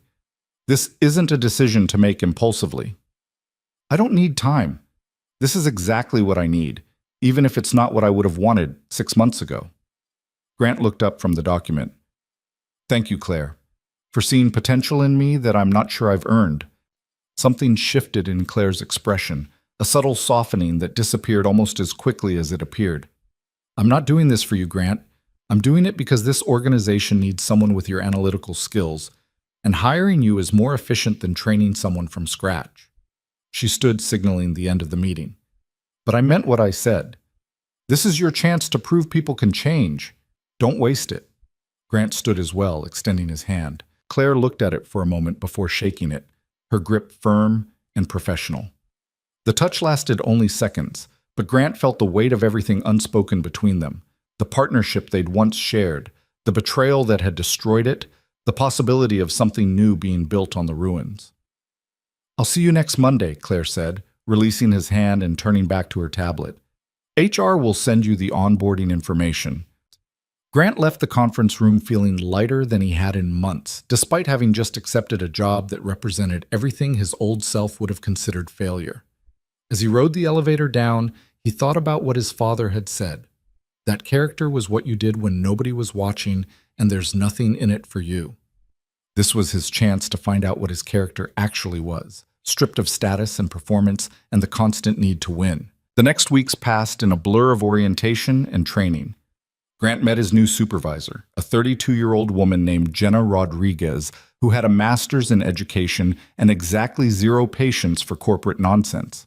She made it clear from their first meeting that she didn't care about Grant's previous experience or his connection to Claire. "What I care about," Jenna said bluntly, "is whether you can explain a cash flow statement to a single mother who's trying to start a catering business out of her apartment.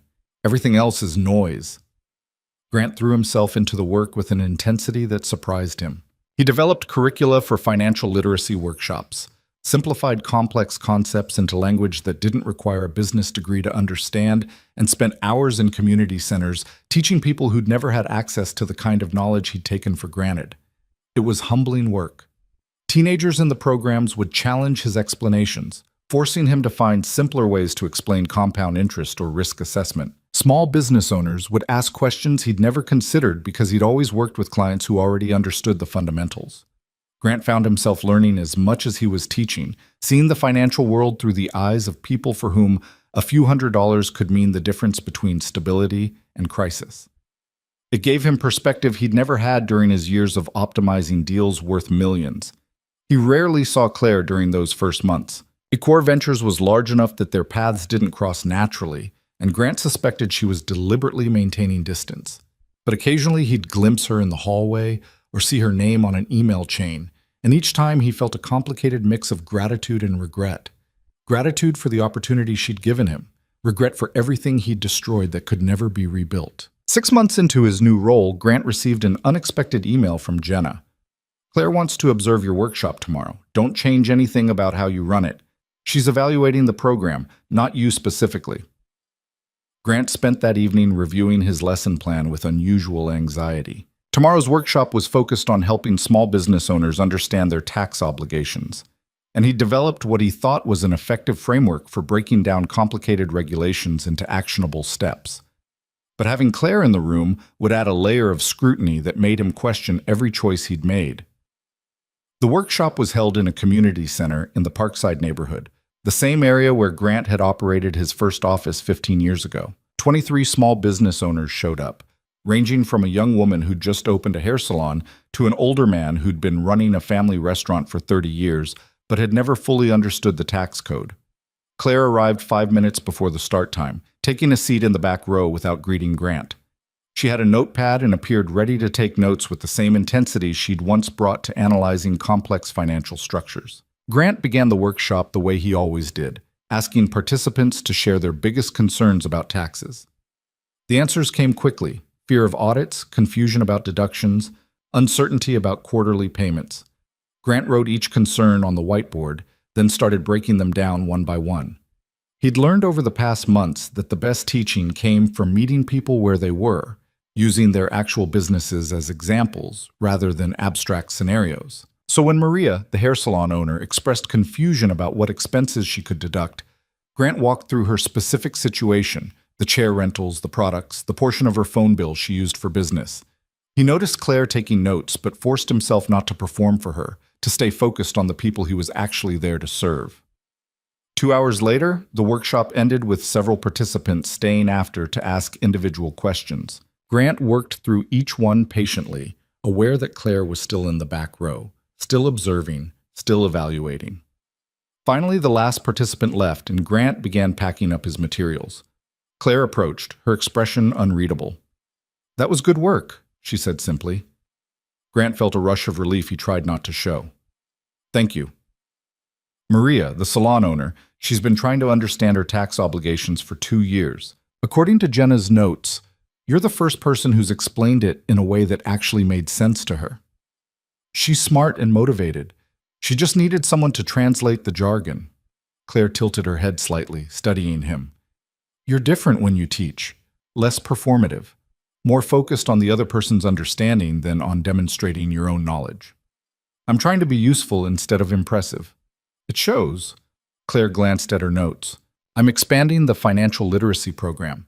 We're getting requests from community organizations across the city, more than Jenna's team can handle. I need someone to manage the expansion, develop a training program for additional instructors, and maintain quality control as we scale. Grant's pulse quickened. You're offering me a promotion? I'm offering you more responsibility. The salary increase would be modest. This organization doesn't operate on the bonus structures you're used to, but it would give you an opportunity to amplify your impact. She paused, and something in her expression softened almost imperceptibly. You've done good work these past 6 months, Grant.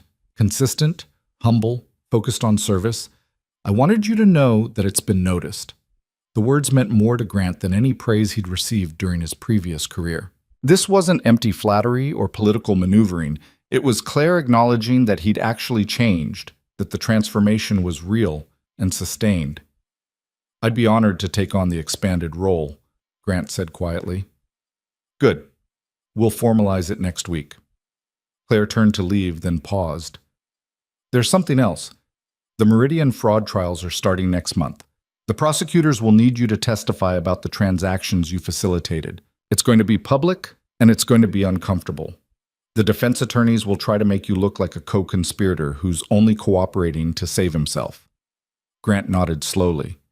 I expected that. I want you to know that whatever happens during the trial, your position here is secure as long as you continue doing the work. Your past doesn't define your future unless you let it. The statement hung between them, loaded with meaning that went beyond employment reassurance. Claire was telling him something important, that she'd truly let go of the anger that had fueled her takedown, that she saw him as someone capable of redemption rather than just a useful employee. Claire, Grant said before he could second-guess himself, I never properly apologized. Not for the divorce, not for the way I treated you during it, not for convincing myself that destroying you was just business strategy. I'm sorry. I know that doesn't fix anything, but you deserve to hear it. Claire was quiet for a long moment, her expression cycling through emotions too quickly for Grant to identify. When she finally spoke, her voice was softer than he'd heard it in years. I spent a long time being angry at you, building Oracle, planning the takeover, imagining the moment when you'd finally understand what you'd done to me. But anger is exhausting, and eventually I realized I didn't want to carry it anymore. She met his eyes directly. I forgave you, Grant, not because you deserved it, but because I deserved peace. The words hit Grant harder than any punishment could have. Forgiveness without conditions, offered not for his benefit, but for hers. It was the most profound form of closure he could have imagined. Thank you, he managed. Claire nodded once, then left the community center, leaving Grant alone with his materials and the weight of everything that had passed between them. The fraud trials began in November, and Grant spent 3 days on the witness stand describing his role in facilitating transactions that had masked systematic looting of Meridian's assets. The defense attorneys were brutal, trying to paint him as an active participant who was now trying to shift blame. But Grant stuck to the truth, acknowledging his conflicts of interest, his ethical failures, his willingness to benefit from relationships without questioning the underlying legitimacy. He didn't minimize what he'd done, but he also didn't exaggerate it to serve the prosecution's narrative.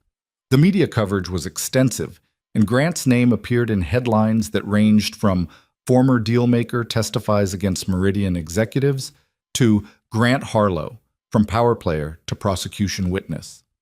His face was on the evening news, his past dissected by commentators who debated whether his cooperation represented genuine transformation or strategic self-preservation. Through it all, Claire never commented publicly. Equor Ventures released a brief statement confirming Grant's employment and expressing confidence in the judicial process, but Claire herself maintained complete silence about her ex-husband's very public testimony. Grant appreciated the discretion more than he could express. She could have used his testimony to reinforce her own narrative, to publicly claim vindication for the takedown. But she didn't. She let the legal process unfold without inserting herself into the story, demonstrating a restraint that Grant had never possessed during his own years of success.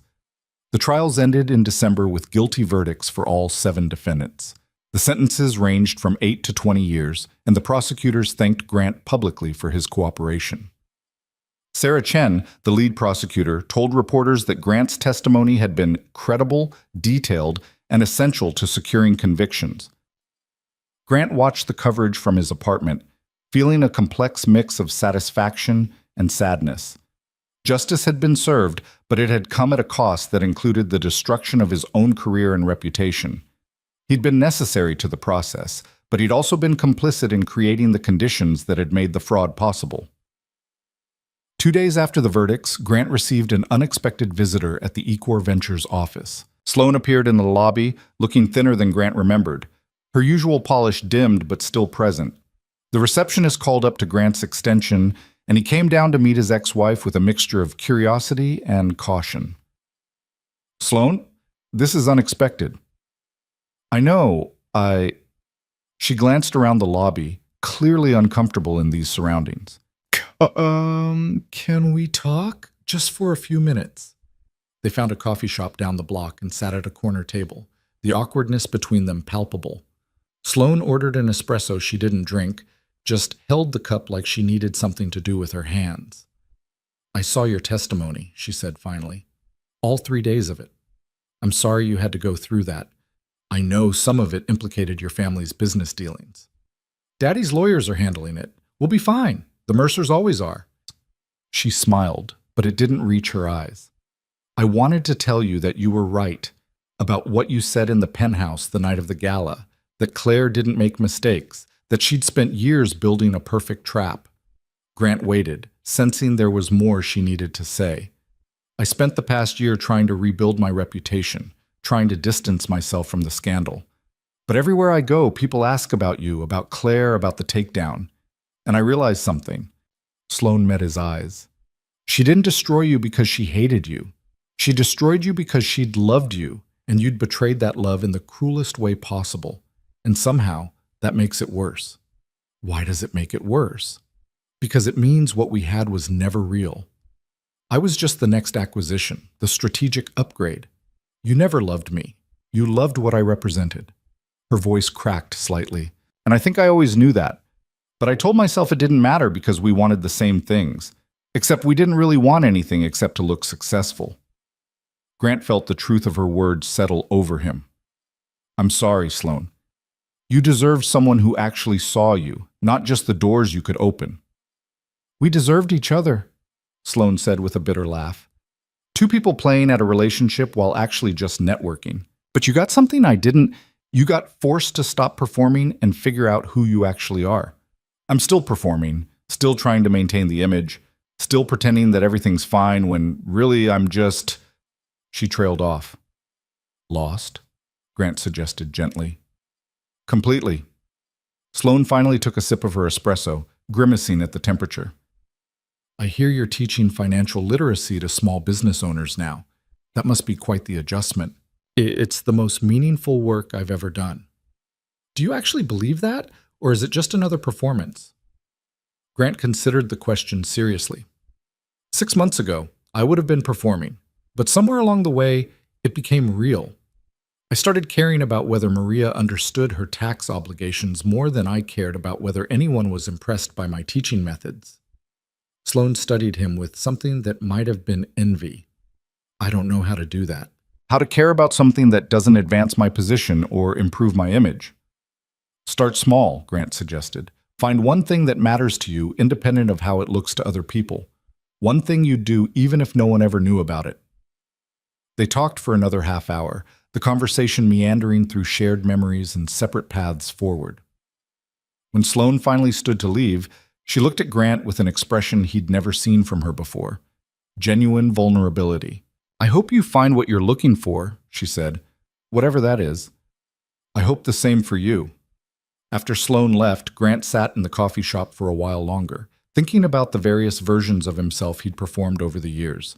The ambitious entrepreneur, the ruthless deal maker, the sophisticated power player.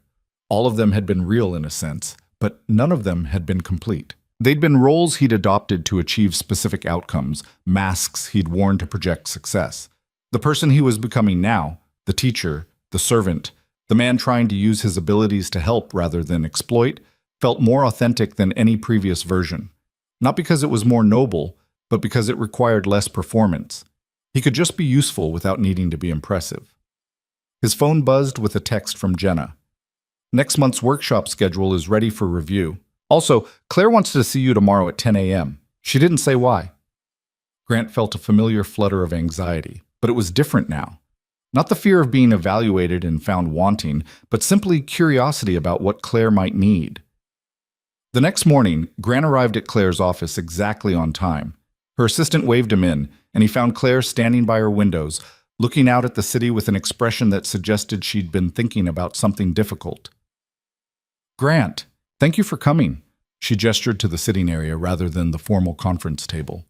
"This isn't about work, exactly. Or maybe it is. I'm not entirely sure." Grant sat, intrigued by this uncharacteristic uncertainty from someone who always seemed completely sure of herself. Claire sat across from him, and for a moment she just looked at him, her expression thoughtful.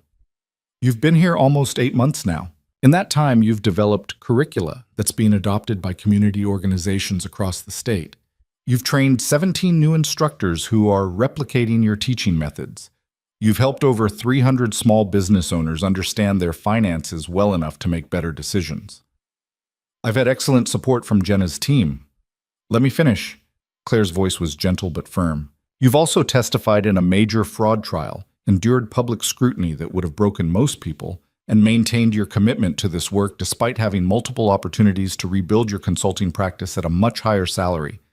Grant waited, unsure where this was leading. "I'm creating a new position," Claire continued. "Director of Community Impact. It would oversee not just financial literacy, but all of Equer's community-focused programs, scholarship initiatives, small business incubation, economic development partnerships. It's a significant role with real budget authority and strategic influence." She paused, meeting his eyes. "I'm offering it to you, if you want it." Grant felt his heart rate spike. "Claire, I don't know what to say." "Say whether you're interested. This isn't charity or forgiveness or any kind of gesture related to our history. This is me recognizing that you've demonstrated the capabilities and commitment the role requires." "Why me? You could hire someone with a background in nonprofit management, someone without the baggage I bring." "I could," Claire agreed, "but they wouldn't have your ability to understand complex systems and translate them into accessible programs. They wouldn't have your credibility with the business community when we need corporate partnerships. And they wouldn't have your lived experience of what happens when you build success on unstable foundations." She leaned forward slightly. "You've become someone who understands both worlds, Grant. The world of high finance and the world of people who are locked out of it. That perspective is valuable, and I'd like to leverage it if you're willing." Grant thought about the offer, about what it would mean to take on a role with real authority again. Not the kind of authority he'd once craved, the power to close deals and accumulate wins, but something different. The authority to direct resources toward communities that needed them, to build programs that created opportunity rather than extracting value. "I'm interested," he said carefully, "but I want to be clear about something. If you're offering this because you think I've earned redemption or because our shared history creates some kind of obligation." "I'm not," Claire interrupted. "I'm offering this because Equer Ventures needs someone in this role, and you're the best candidate I've found. Our history is irrelevant to the business decision." The statement should have stung, that final confirmation that their shared past meant nothing to her anymore. But instead, Grant felt relief. This was clean, professional, based on merit rather than sentiment. "Then, yes, I'd be honored to take the role." Claire smiled, and it reached her eyes in a way Grant hadn't seen since before their marriage fell apart. "Good. We'll formalize it next week. The salary is significantly better than what you're making now, though still modest by your old standards. And Grant? She paused. This time, don't waste the opportunity by treating it as a stepping stone to something else. This is the work, not a path to something more prestigious, just the actual work of making things better for people who need it. I understand. Over the next year, Grant threw himself into building the Community Impact Division with the same intensity he'd once brought to deal-making, but channeled toward different ends. He developed partnerships with local businesses to create internship programs for young people in underserved neighborhoods. He designed a small business incubation program that provided not just capital, but education and mentorship. He created scholarship initiatives that gave students from low-income families access to financial literacy education. The work was challenging in ways Grant had never experienced. Success wasn't measured in closed deals or accumulated wealth, but in incremental changes that took months or years to materialize. A student who learned to budget and avoided predatory loans. A small business owner who understood her cash flow well enough to expand sustainably. A community that built economic resilience through better financial education. It was slow, unglamorous, and profoundly meaningful. Grant's relationship with Claire evolved into something neither of them had anticipated, a professional partnership built on mutual respect rather than romantic history. They met weekly to discuss community impact initiatives, and Grant found himself valuing her insights the way he once had in the early days of their marriage, but without the complicated emotional dynamics that had eventually poisoned their relationship. She was brilliant at identifying systemic issues that programs could address. He was good at translating those insights into practical curricula and partnerships. Together, they built something that neither could have created alone. Sometimes during their meetings, Grant would catch glimpses of the woman he'd once loved. The earnest brilliance, the commitment to doing work that mattered, the belief that intelligence should be used to solve problems rather than exploit them. But those glimpses were bittersweet, reminders of what he'd thrown away and what could never be recovered. 2 years after the gala that had destroyed his old life, Grant attended an event at the community center in Parkside. Acor Ventures was celebrating the graduation of 50 small business owners from the financial literacy program, and Grant had been asked to speak about the initiative's impact. He stood at the podium, looking out at the faces of people whose lives had been marginally improved by the work he'd helped build. Maria was there, her hair salon now profitable and expanding to a second location. Carlos, the restaurant owner, had successfully navigated a tax audit with confidence because he understood his obligations. Dozens of others who'd transformed their relationship with money from fear to competence. 3 years ago, Grant began, I believed that success meant accumulating wealth and status. I thought that winning was the only thing that mattered, and I built a career on that belief. I was very successful by those metrics. I was also miserable, though I didn't realize it at the time. He paused, gathering his thoughts. What I've learned through this work is that success isn't about accumulation. It's about contribution. It's not about how much you can take, but about what you can give. And the most profound satisfaction doesn't come from being impressive, but from being useful. Claire was standing in the back of the room, and their eyes met across the distance. She didn't smile, but Grant saw acknowledgement in her expression. Recognition that he'd actually changed, that the transformation was real and lasting. After his speech, Grant spent an hour talking with program graduates, celebrating their achievements, offering encouragement for their next challenges. It was the kind of unglamorous, unrecognized work that his old self would have considered beneath him. His new self understood it was exactly where he needed to be. As the event was winding down, Claire approached him. That was a good speech, honest without being self-indulgent. I've had practice learning the difference. They stood together in comfortable silence, watching the remaining attendees chat and network. After a moment, Claire spoke quietly. I've been thinking about something, about how our story ends. Grant felt his chest tighten. How do you mean? For a long time, I thought it ended at the gala. With your career destroyed and me triumphant, the ultimate revenge story. She turned to face him. But that's not where it ended. It ended here, with both of us doing work that actually matters, with you becoming someone I can respect again, and me learning to let go of anger I thought I'd carry forever. Is that closure? Grant asked softly. I think it's better than closure. It's transformation. We both became different people, better people, I hope, because of what happened between us. The betrayal, the divorce, the takedown. All of it was terrible, but it forced us to confront who we actually were and decide if that was who we wanted to stay. Grant nodded slowly. I wouldn't have chosen this path. If you'd asked me 3 years ago whether I'd trade my career and reputation for the chance to teach financial literacy to small business owners, I would have laughed at you. And now? Now I understand that I needed to lose everything I thought I wanted so I could find the things that actually matter. Claire studied his face for a long moment, then did something that surprised them both. She extended her hand, not for a handshake but palm up, an offering. Grant looked at her hand, understanding the symbolism. This was Claire offering partnership again, not romantic or marital, but the kind of professional collaboration they'd once had before he destroyed it. A chance to build something together without the weight of their shared history crushing it. He took her hand, and they stood there for a moment. Two people who'd wounded each other deeply and somehow found their way to something like peace. Thank you, Grant said quietly, for giving me this chance, for seeing potential in me that I couldn't see in myself, for being patient enough to let me become someone worth your respect. Thank you for doing the work to actually change instead of just performing change, Claire replied. It would have been easier to take your skills somewhere else and rebuild your old career.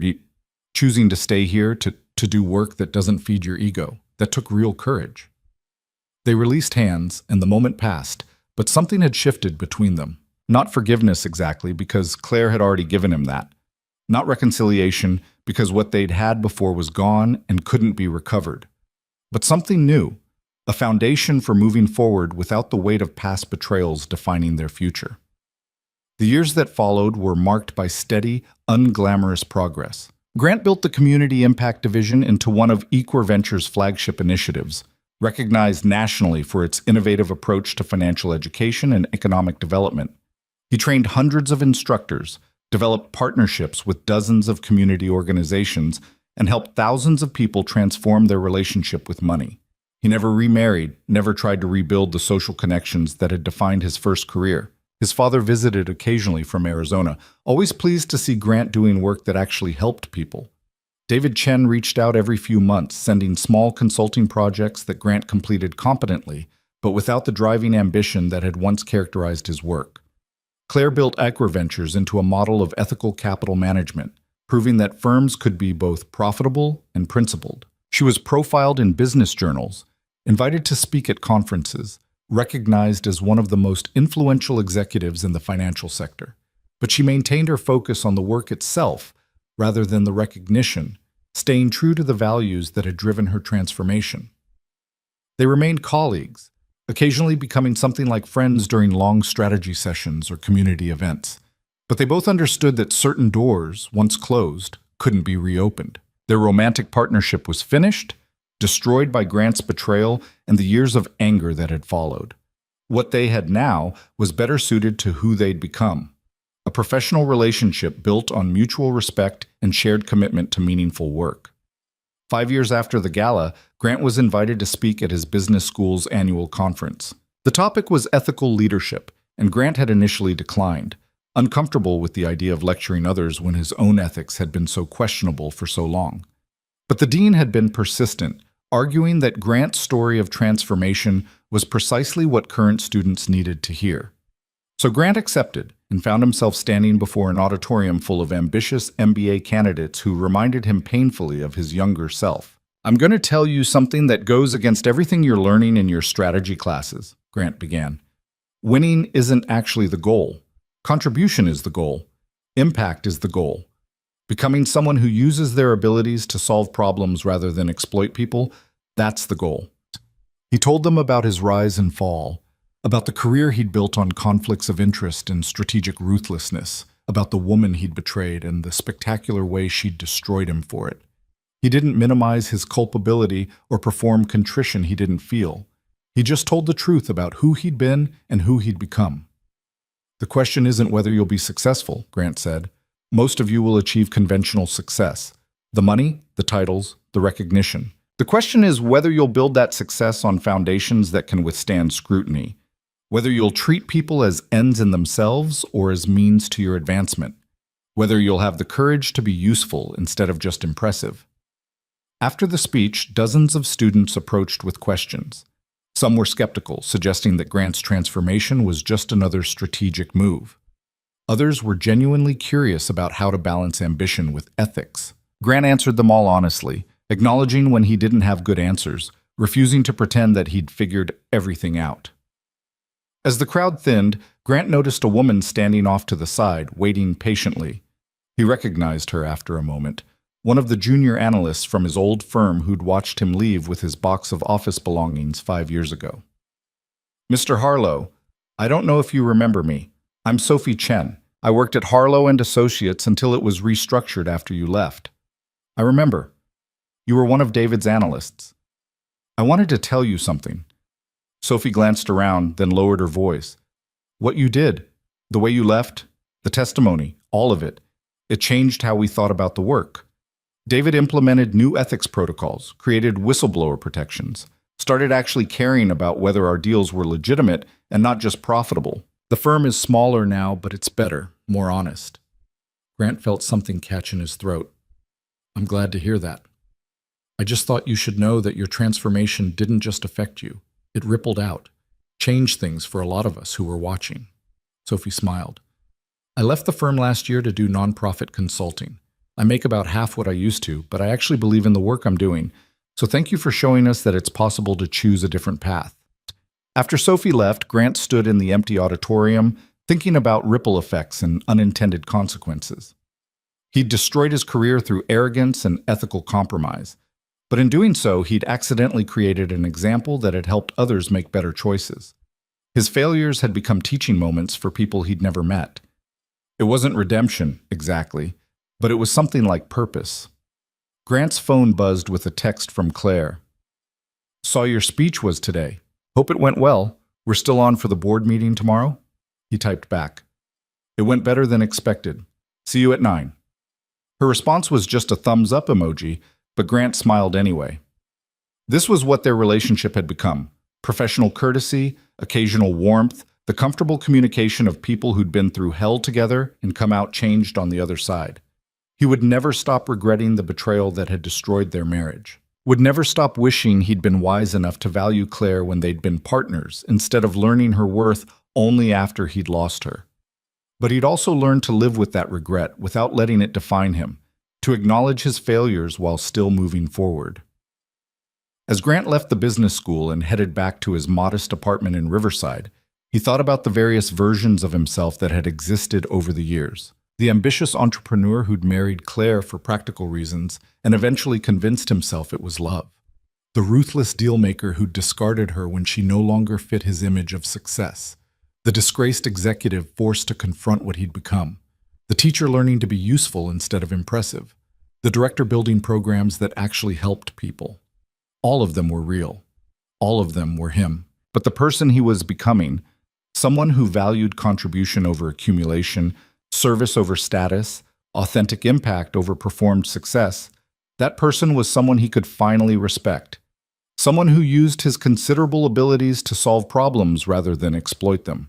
Someone who'd learned painfully and completely that winning at any cost was the surest path to losing everything that mattered. Years later, when people asked Grant about his relationship with Claire Hanley, he would tell them the truth. "She destroyed me," he'd say, "completely, methodically, using every lesson I'd ever taught her about leverage and strategy. And it was the best thing that ever happened to me, because I needed to be destroyed so I could be rebuilt as someone worth being." And if they asked whether he'd ever forgiven her for the takedown, Grant would smile and shake his head. "There's nothing to forgive. She gave me exactly what I deserved, the consequences of my choices. What she gave me after that, the chance to rebuild on better foundations, that was grace I'll never be able to repay." Claire would have scoffed at the dramatics if she'd heard him say it. She'd built Equor Ventures into something remarkable, not as an act of grace, but as a business decision. She'd hired Grant not to save him, but because his skills matched what she needed. But sometimes, late at night when she was reviewing quarterly reports and seeing the impact data from the Community Impact Division, Claire would allow herself a moment of quiet satisfaction. Not because she'd destroyed Grant's career, that victory had lost its sweetness years ago, but because she'd helped him become someone who used his brilliance for something other than self-advancement. They'd both become better people through the destruction of their marriage and the painful reconstruction that followed.